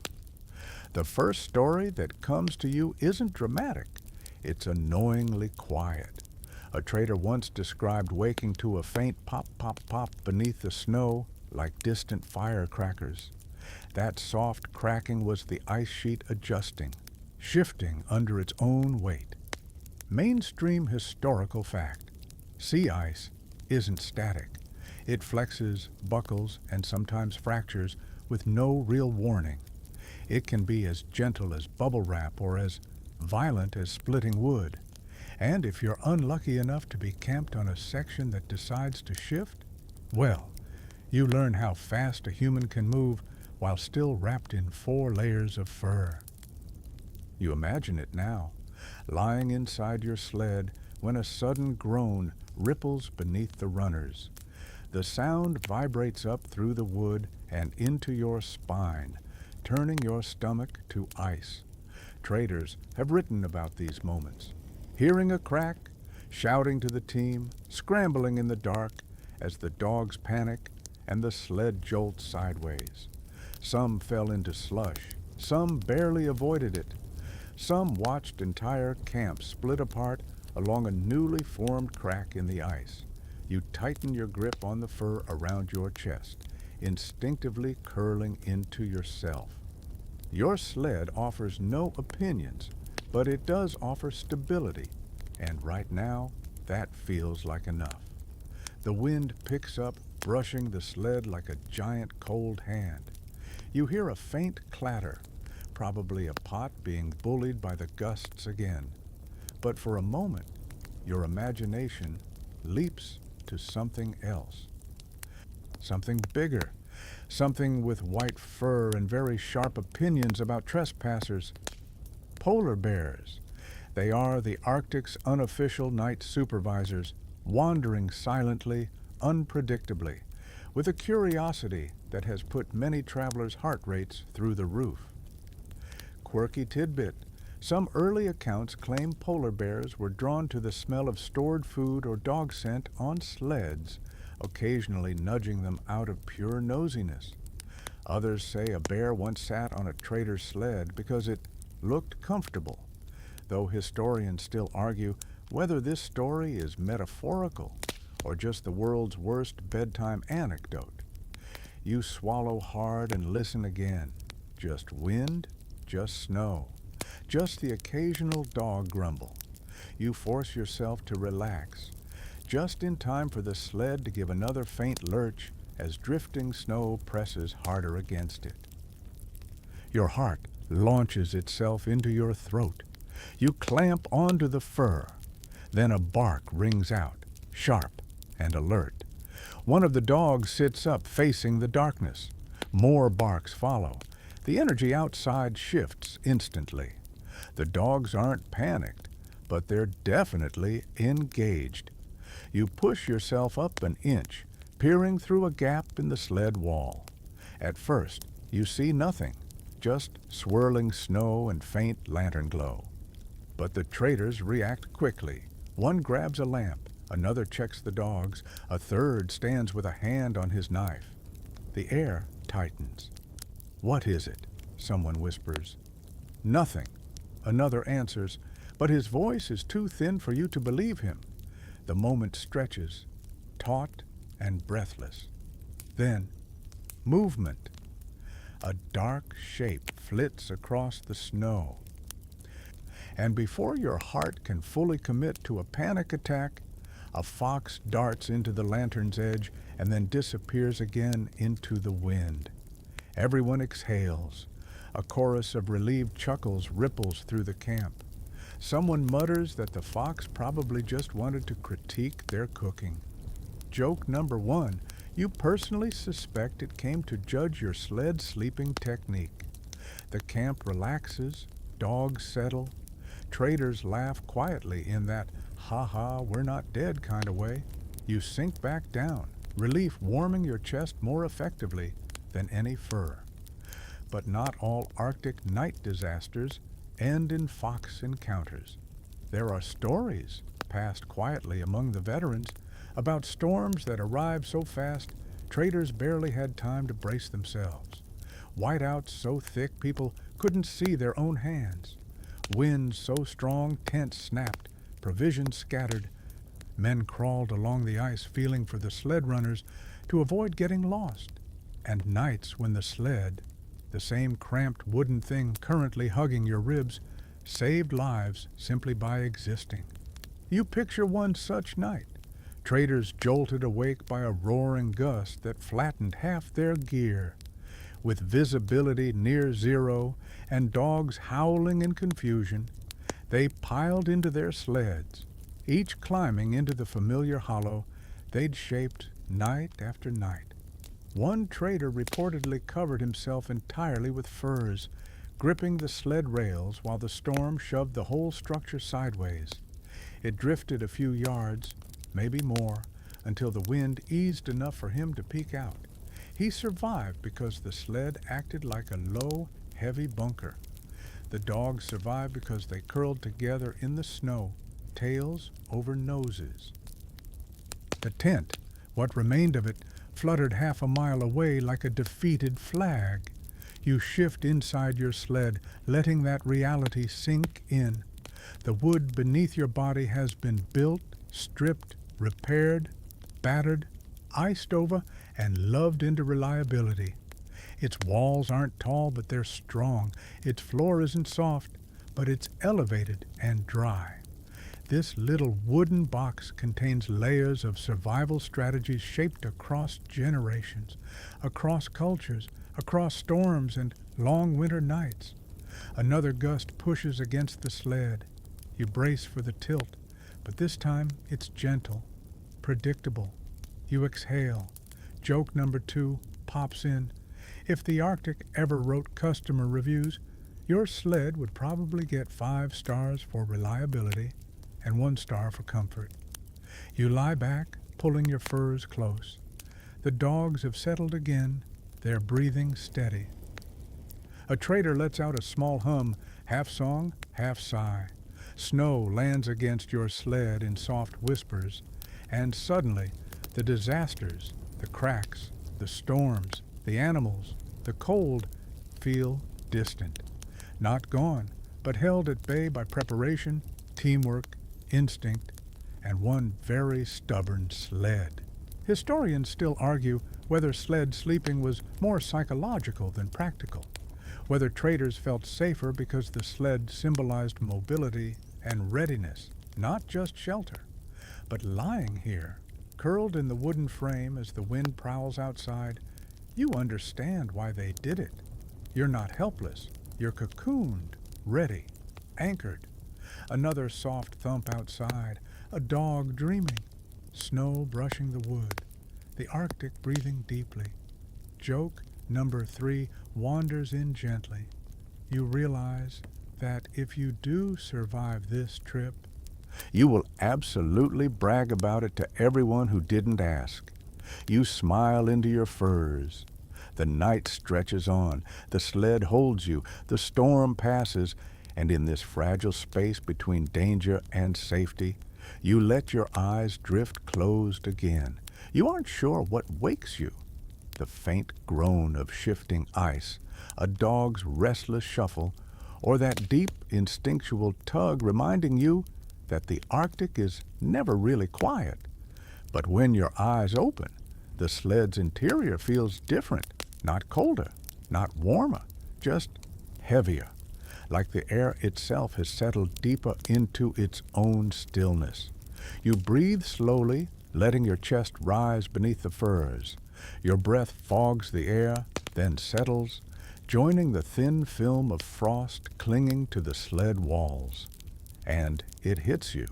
Despite being surrounded by people, animals, and the sprawling, indifferent night, you feel intensely alone. It's a strange, layered kind of solitude, soft but sharp at the edges, the kind that only emerges when you're close to others, yet sealed into your own tiny world, tucked inside a wooden bed barely larger than your body. Companionship on the outside, isolation on the inside. You shift, and the sled creaks, a long, familiar sound that echoes slightly in the cramped hollow. The dogs outside sigh in unison, their breaths warming little pockets of air around their curled bodies. Their presence is comforting, yes, but you still feel the separation. Wood between you and them, furs between you and the world, a fragile sliver of space between safety and cold. This is when you begin to understand something the traders hinted at earlier. The sled isn't just shelter, it's home. Not in the cozy armchair and fireplace sense, but in the way a turtle's shell is home, portable, protective, and always slightly cramped. Mainstream historical fact, Arctic fur traders often spent entire seasons on the move, traveling for weeks or months at a time with no fixed shelter except what they could carry. Camps shifted constantly.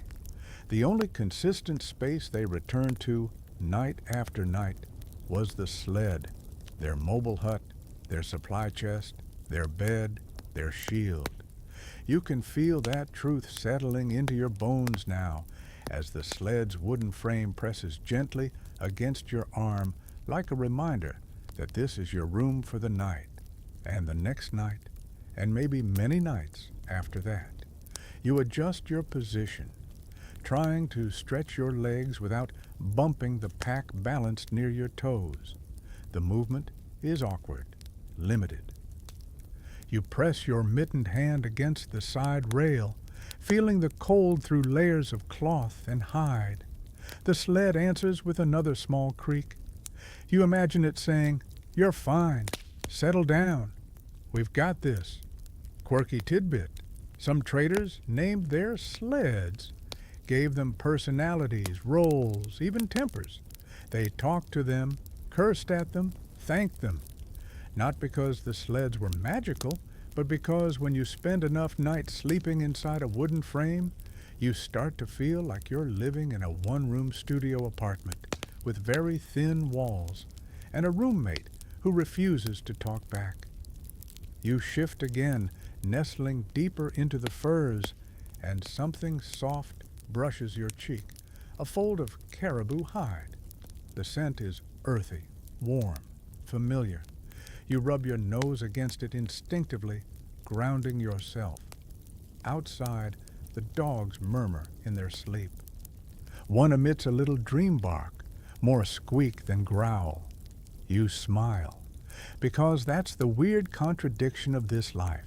You can feel lonely and surrounded, vulnerable and protected, claustrophobic and strangely comforted.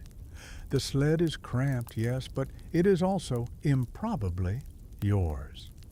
A tiny wooden sanctuary drifting through an endless world of ice. Historians still argue whether long Arctic journeys strengthened camaraderie among traders or slowly drove them crazy. Some diaries speak of brotherhood forged in hardship. Others describe arguments erupting over things like misplaced mittens, snoring patterns, and who stole my dried fish. The truth is, probably both. Solitude and closeness mix strangely in the Arctic. Proximity can make bonds, but it can also needle at nerves with the persistence of wind-driven snow. You feel that duality now. You're close enough to hear another trader's muffled cough, close enough to sense the dog's breathing, close enough to the reindeer that you catch the faint shake of its fur in the wind. And yet, your sled is its own ecosystem, its own house, its own little fortress. You slide one hand down to the side of your hip, pressing the furs tighter around your torso. The warmth pools slowly, almost shyly. You let your eyelids droop halfway.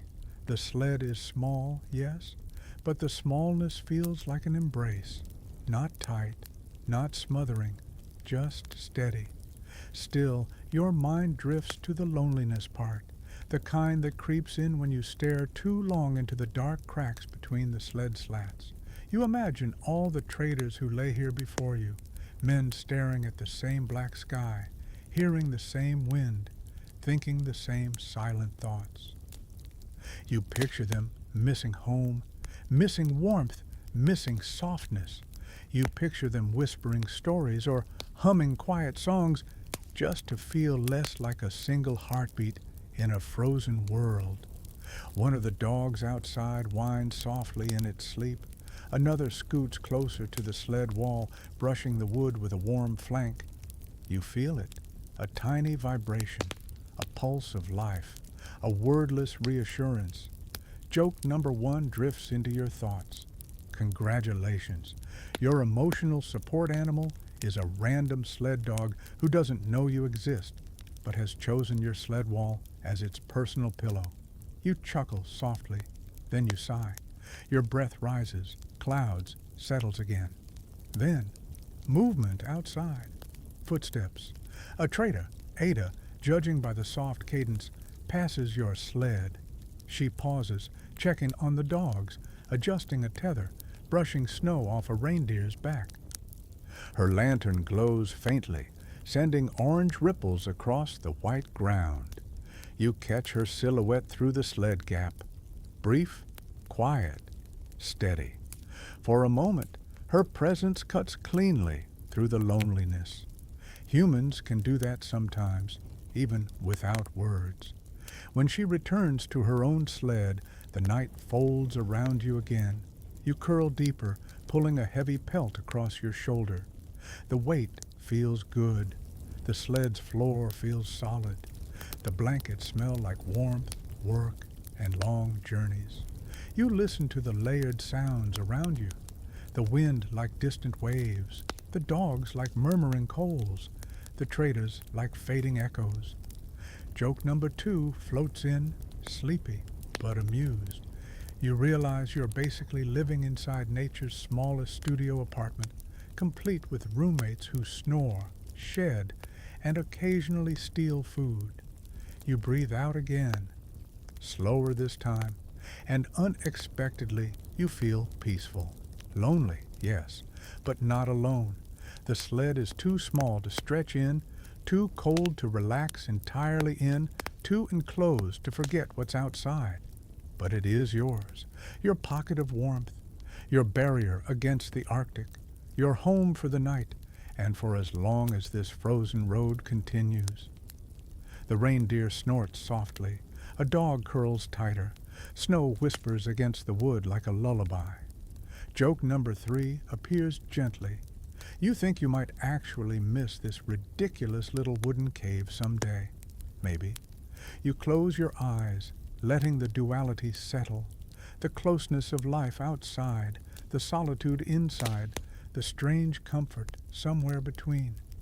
The sled holds you, and you let yourself rest.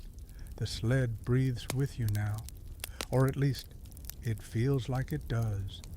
Every time you shift, every time the wind nudges the rails, every time a dog brushes past the outer wall, the wooden frame answers with a soft creak or shiver, as if acknowledging your presence. You're used to it by now, used to this strange little home, used to the cold, used to the intimacy of surviving one night at a time in a mobile wooden box. But as you lie there, cocooned in furs and breath-warmed air, another thought drifts into your half-sleeping mind. Not everyone sleeps in sleds anymore, not even most Arctic travelers today. The practice is fading, slowly, stubbornly, sometimes reluctantly, as technology reshapes the landscape of survival. The sled you're curled inside feels timeless, but even it has watched the world change. You shift one knee, pressing it into the reindeer hide beneath you. The fur crackles softly under your weight. Your elbow bumps a wooden slat. The sled groans like an old man clearing his throat, and you can almost imagine it, remembering the days before steel runners, before portable stoves, before lightweight tents and synthetic insulation. It must have been something, watching whole eras pass in the creaking of its joints. Mainstream historical fact. As the 19th century gave way to the 20th, Arctic transport shifted. Rifles improved, hunting practices changed, and explorers began carrying collapsible stoves and warmer tents. Lightweight canvas shelters could withstand winds better, and new fabrics insulated more efficiently than some traditional layers. And later, much later, engines entered the scene. Snowmobiles, motorized sledges, machines that didn't tire, didn't need fur blankets, didn't bark at foxes at 3 in the morning. You breathe out, your warm breath drifting upward like a fading era. For the traders who lived in the thick of the transition, it must have been strange. One year they were sleeping in sleds built from lashed driftwood and hide strips. A decade later they were hauling metal-framed sleds reinforced with industrial bolts. Another few decades and dogs gave way to engines, machines that didn't need feeding or soothing or nightly routines involving paw inspections and polite conversations. You imagine someone like Einar watching the shift happen, standing beside a roaring, sputtering snow machine with its gasoline fumes and rattling chassis and thinking, well, that's new. No more hauling seal oil. No more worrying about dogs snacking on provisions. No more performing emergency repairs on wooden rails at midnight during blizzards. But also, No more sleeping tucked into a sled that creaks and sighs like a living thing. Historians still argue whether the change made Arctic travel easier or simply traded one set of challenges for another. Engines break down, fuel freezes, machines can't smell danger or bark at approaching animals. Dogs can. Sleds can't sink into slush the same way heavy engines can. Some old travelers insisted dog teams were more reliable than anything man-made. Others embraced the new technology wholeheartedly. You roll slightly to the side, stretching your toes until they brush the cold inner wall of the sled. A shiver runs through your foot and up your leg. You pull it back quickly, tucking it under a blanket. The sled's cold edge reminds you exactly why modern gear became so popular. People wanted warmth, comfort, predictability. Things the Arctic doesn't give freely. The lantern outside flickers, someone murmurs, the dogs shift. But in your sled, stillness.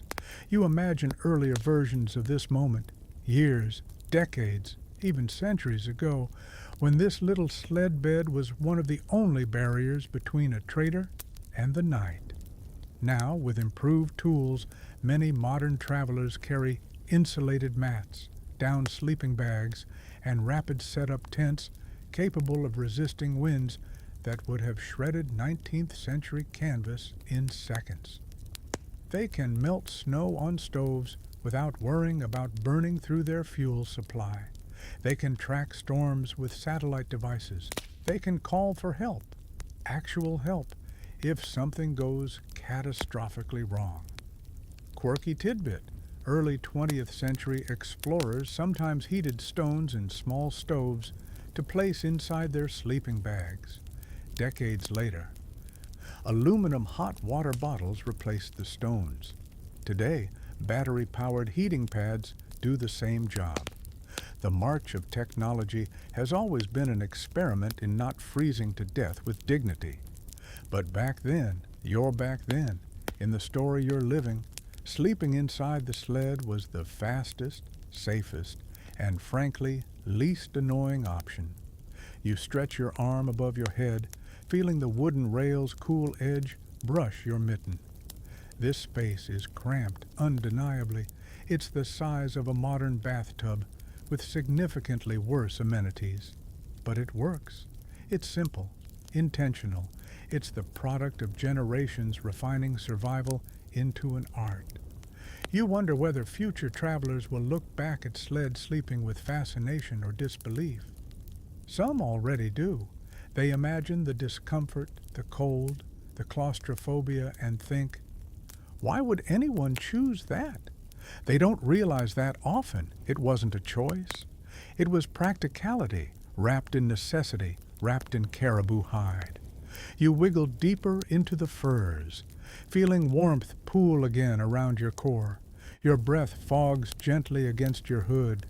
The dogs outside shuffle, their tails swooshing against snow. One snorts, a sound that somehow communicates boredom and mild superiority. Joke number one arrives. You imagine asking a modern adventurer if they'd like to sleep inside a sled tonight, and watching them back away slowly like you've proposed, using a cactus as a pillow. You stifle a laugh. The cold creeps subtly around your ankles again. You adjust the pelt. The heat returns. Slowly, steadily. As time marched forward, tents became sturdier. Sleeping pads became warmer. Fabrics became lighter, and those thick, heavy sleds, the ones like the very thing cradling you right now, became symbols of an older world. Some travelers kept using them, refusing to give up a method that had served them for generations. Others embraced the new era of zippers, synthetic down, and snow machines. Historians still argue whether the shift to engines improved survival rates or simply changed the nature of Arctic danger. Some things got easier, some got harder, some just became different. You lift your head slightly, peering out through a gap. Snow drifts around the sled in soft eddies. The sky carries the faint green shimmer of an aurora, weak but unmistakable. It flickers, dances, recedes. The kind of sight that makes you understand why people once believed the sky itself was alive. Then your head settles back down, sinking into furs, warmed by your breath. The sled groans, soft, old, reliable. You trace the rail idly with your mitten. It feels ancient and enduring, even though it's probably only a few years old. It carries the weight of history in its grain. You imagine how many more nights it will hold travelers before someone replaces it with something newer, stronger, more modern, and maybe a little less soulful. Joke number 2 drifts in. If this sled had feelings, it would absolutely judge anyone who traded it for a snowmobile. Your breath fogs again. The dogs exhale. The Arctic hums around you. Technology may march forward, but something about this wooden cradle, this ancient simplicity, this quiet partnership between human and sled still feels right, still feels timeless. And there's another truth. Trends fade, but habits linger. Even as engines roared into Arctic life, some stubborn travelers kept sleeping in their sleds anyway, not because they had to, but because they wanted to, because it felt safer, because it reminded them of childhood, because it connected them to something older than technology, something shaped by wind and wood and instinct. A small smile pulls at your lips. Joke number 3 slips in softly. Maybe you'll become one of those stubborn travelers too, refusing a heated tent because the sled and I have a thing going. You shake your head, amused, and burrow deeper. The future may bring new tools, new machines, new ways of navigating the frozen world. But tonight, in your sled, wrapped in furs and warmth and the glow of forgotten traditions, you feel anchored to the long history of Arctic survival. And as the wind moves across the snow, the sled, old, creaking, steady, keeps holding you close. The wind softens for a moment, as if taking a long breath, and you lift your head just slightly, peering through the narrow crack between 2 stacked bundles. Somewhere out there beyond the flicker of the lanterns and the sleeping curves of dogs and reindeer, the night folds into darkness thick enough to feel. And in that darkness, you sense something else too. Uncertainty, mystery, the blurry edges of a story that refuses to settle into a perfectly clean historical timeline. Because here's the truth you've been circling all night. For all the accounts, diaries, sketches, and carefully preserved artifacts we have, historians don't fully agree on everything about sled sleeping, not even close. You settle back down, pulling your fur collar tighter around your cheeks. The sled embraces you in its cramped, wooden hug, and you feel the weight of unanswered questions pressing as gently and as firmly as the cold air itself. Mainstream historical fact. Much of what we know about Arctic fur traders comes from personal journals, company logs, and the writings of explorers. These sources tell us that sleeping in sleds was absolutely practiced, often, sometimes out of practicality, sometimes out of exhaustion, sometimes because the conditions left absolutely no other option. But those same records are inconsistent. One trader might describe sled sleeping as nightly routine. Another might mention it only during storms. Another might portray it as a last resort strategy used when tents failed or snow conditions worsened. And so, the debates begin. You shift your weight, letting your body settle deeper between a rolled hide and a lumpy sack of tools. The sled groans softly, as if it too has opinions. Historians still argue whether sled sleeping was primarily a strategic choice, a cultural borrowing from indigenous practices, a personal preference, or just plain necessity. Most agree it was probably a mix, but the proportions, the motivations, that's where research gets slippery, like trying to walk across fresh black ice without flailing your arms like an enthusiastic penguin. You tuck your mittened hand under your chin, letting your breath warm the fur beneath your nose. Some researchers argue that sled sleeping was simply faster. In the Arctic, speed can be the difference between life and death. Why waste precious time pitching a tent, especially in howling wind, when you could burrow into your sled in seconds? The gear was already arranged. The walls already blocked the wind. The dogs formed a living perimeter. Everything worked together. But other scholars point out that journals sometimes mention men preferring tents whenever conditions allowed. The night air inside a tent was more spacious, more breathable, more normal. Sled sleeping was often something they tolerated, not embraced. You wiggle your toes, feeling the cold nip at them through 3 layers of socks. You immediately tuck them back under the warmest pelt. The sled shifts again, its skeptical little commentary on your historical musings.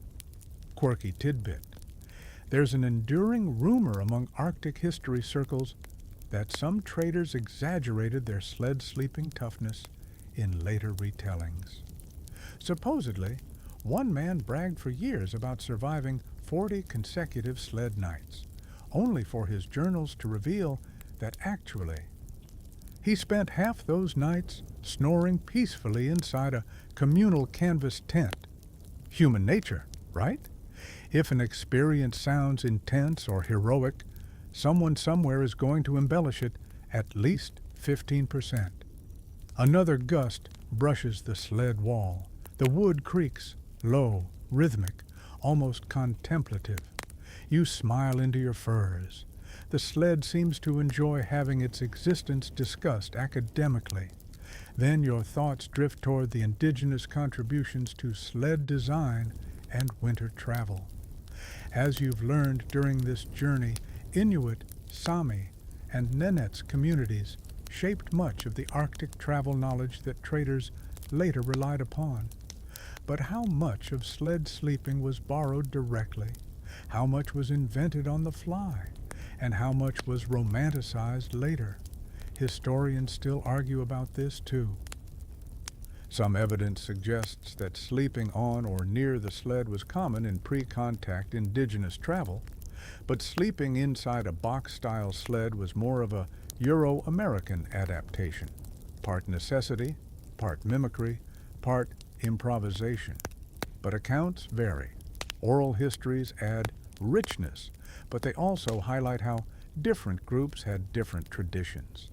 No single narrative captures the whole truth. You adjust your weight again, pushing a stiff edge of hide out from under your shoulder. The furs settle like snow drifting into the perfect shape. You think about the gaps in the record, how journals capture only part of the truth, usually through the perspective of whoever bothered to write things down. And writing in the Arctic? Not exactly easy when ink freezes and fingers go numb. Many nights simply went unrecorded. No one wanted to dig out a notebook during a storm just to jot down, "Slept in sled again. Hip still hurts." Some historians affectionately call these missing entries the cold pages, the nights too brutal to document. Joke number 1 nudges into your thoughts. If archaeologists ever dig up your sled cocoon, they'll probably assume you lived here full time and ran a small wooden Airbnb. You smirk softly. The wind continues to shift, carrying thin trailing ribbons of snow past your sled. Above, the sky glimmers with a pale auroral shimmer, so faint it barely registers, like a memory of light. You close your eyes briefly, letting that glow fill the darkness behind your eyelids. Some researchers study the physical sleds themselves, museum pieces with worn runners and scratch marks, cracked crossbars, and darkened patches where countless bodies once lay. But even these artifacts can't answer every question. They show use, not intent, wear, not preference. You stretch your gloved fingers along the sled rail, feeling the rough grain, the cold, the solid certainty of the wood. Historians still argue whether traders arranged their gear specifically to create sleeping cavities, or whether the cavities emerged naturally as cargo shifted. Your own setup tonight suggests a little of both. Planned chaos. You adjust one fur, then another. Sculpting warmth like a sculptor shapes clay, every motion makes the sled groan softly, a tired but patient companion. Joke number 2 arrives, sleepy but amused. If your sled were a person, it would absolutely charge you rent for how often you rearrange its insides. You breathe in, snow settles, dogs snuffle. The night expands, and another lingering debate drifts into your thoughts. Did sled sleeping have psychological benefits beyond the obvious physical ones? Some scholars speculate that the tight, enclosed space made traders feel safer, less exposed, less vulnerable, less alone in the vast Arctic emptiness. Others argue the opposite, that sled sleeping heightened claustrophobia and stress, especially during storms. You suspect both are true, just like tonight. The sled comforts you. The sled confines you. The sled holds you. The sled presses in. Opposites can be true at the same time. The Arctic teaches that better than anything. Joke number 3 drifts in softly. Future historians will probably argue about why you chose to sleep here too, and none of them will guess peer pressure from 19th century fur traders. You laugh inwardly, breath fogging your fur once more. The debates swirl in your mind like snow across the ice, complex, shifting, unresolved, beautiful in their own way. What's known is only part of the story. What's guessed fills in some gaps. What's forgotten leaves space for wonder. And as you lie here in your wooden cocoon, warm breath mingling with cold air, you realize that not knowing everything is part of the magic. Tonight, you're living inside the mystery that historians still chase. The sled has learned your shape by now, or maybe you've learned its. You've pressed your ribs into its plank so many times tonight that the wood feels molded around you, like a stubborn, chilly hug that refuses to loosen. Outside, the hush of the Arctic deepens. The wind dips into brief lulls. Snow mutes the night like thick velvet. And the aurora hangs faintly overhead in shimmering green wisps, as if even the sky is finally growing sleepy.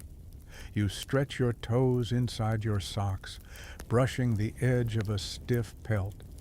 Your knee nudges a bundle of gear. The sled groans in reply. You smile, breath fogging the small cave of air warming around your face. Somehow, through cold, chaos, dogs, drafts, and about 12 hours of questionable decisions, the sled has become something more than a box. It's become your room, your den, your strange cramped capsule drifting through the Arctic darkness. You close your eyes and imagine yourself from above, one tiny bundled traveler nestled inside a wooden cradle surrounded by dogs curled in tight snowy commas, reindeer shifting like half-frozen shadows, traders cocooned inside their own sleds, and the whole camp laid gently upon a vast sheet of ice that stretches into infinity, a world inside a world, and for all its discomfort, there's something soothing in that tiny suspended existence. You breathe deeper. The warmth spreads a little more. You think back to the first traders who curled up in these sleds, those early travelers learning by experience, necessity, or maybe sheer stubborn refusal to let the Arctic win. They weren't seeking luxury. They were seeking survival, heat, speed, efficiency, and maybe a little psychological comfort tucked between the furs. You feel that now. The sled wraps you in a small reality where only your breathing, your warmth, and your fragile patch of carved out comfort matter. Everything else, the storm threats, the stories, the mishaps, the frozen eyebrows, the fox that judged your life choices earlier, drifts away. You open your eyes again just enough to see the faint glow of aurora through the gap above your sled rail. The green bands ripple slowly, silently, like someone stirring luminous paint across the night. Mainstream historical fact, many Arctic travelers, Inuit, Sami, Nenets, and traders alike, grew up under skies just like this, guided by stars and shifting lights long before compasses and maps took over. The aurora wasn't just scenery, it was a companion, a reminder of where you were, a marker of the season, a comfort when the world was too wide. Tonight, it's your silent bedtime lantern. A quirky tidbit tugs at you. Some old stories claimed the aurora made soft, clicking noises if it came close. Modern science suggests this might be static energy or the distant crackle of cold air layers interacting, but you can't help listening for it. You don't hear anything except the dogs and the wind. Historians still argue whether those sounds were real or imagined. But lying here, feeling the night sway around you, you understand why people believe them. The sky feels close enough to touch. Your sled shifts gently, snow settling beneath the runners. You tuck your hands under your chin, letting your body sink deeper into the warmth pocket you've built. Everything smells like fur, wood, cold air, and faint dog.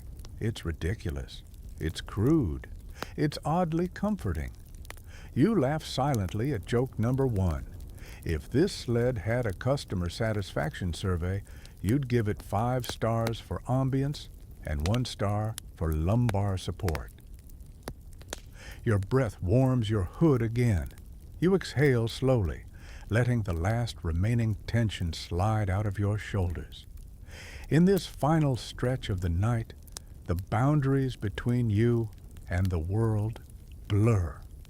You're not just inside the sled, you're part of the camp's heartbeat, part of the hushed world that only exists when everything else has stopped moving. You feel the dogs breathing. You hear the slow shifting of a sleeping trader. You sense the cold pressing close, yet held at bay. You hear the faint clink of ice settling beneath the snow.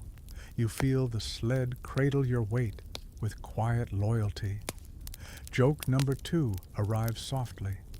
Tonight, you and this sled have achieved the highest level of friendship, mutual tolerance.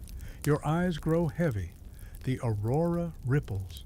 The dogs sigh. The sled creaks one last time, settling around you like a nest. You close your eyes, and then something warm brushes the sled wall.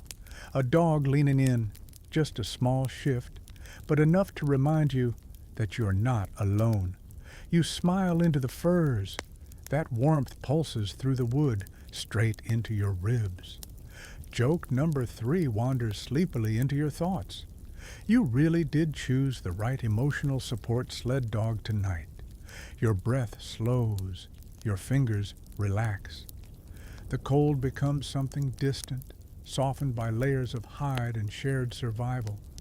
You let the night take you, not abruptly, but gently, the way snow settles on the world, quiet and patient. And you drift, tucked in your sled, part of a story older than engines, newer than the stars, wrapped in furs, framed by wood, cradled by the endless Arctic.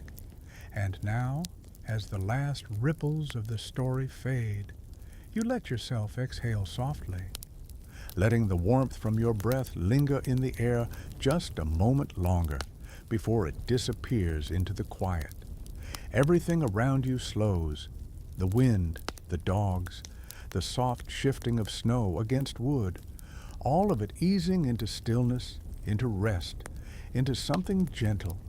You sink deeper into your own blankets, wherever you are, feeling them hold you with the same quiet certainty as that old Arctic sled.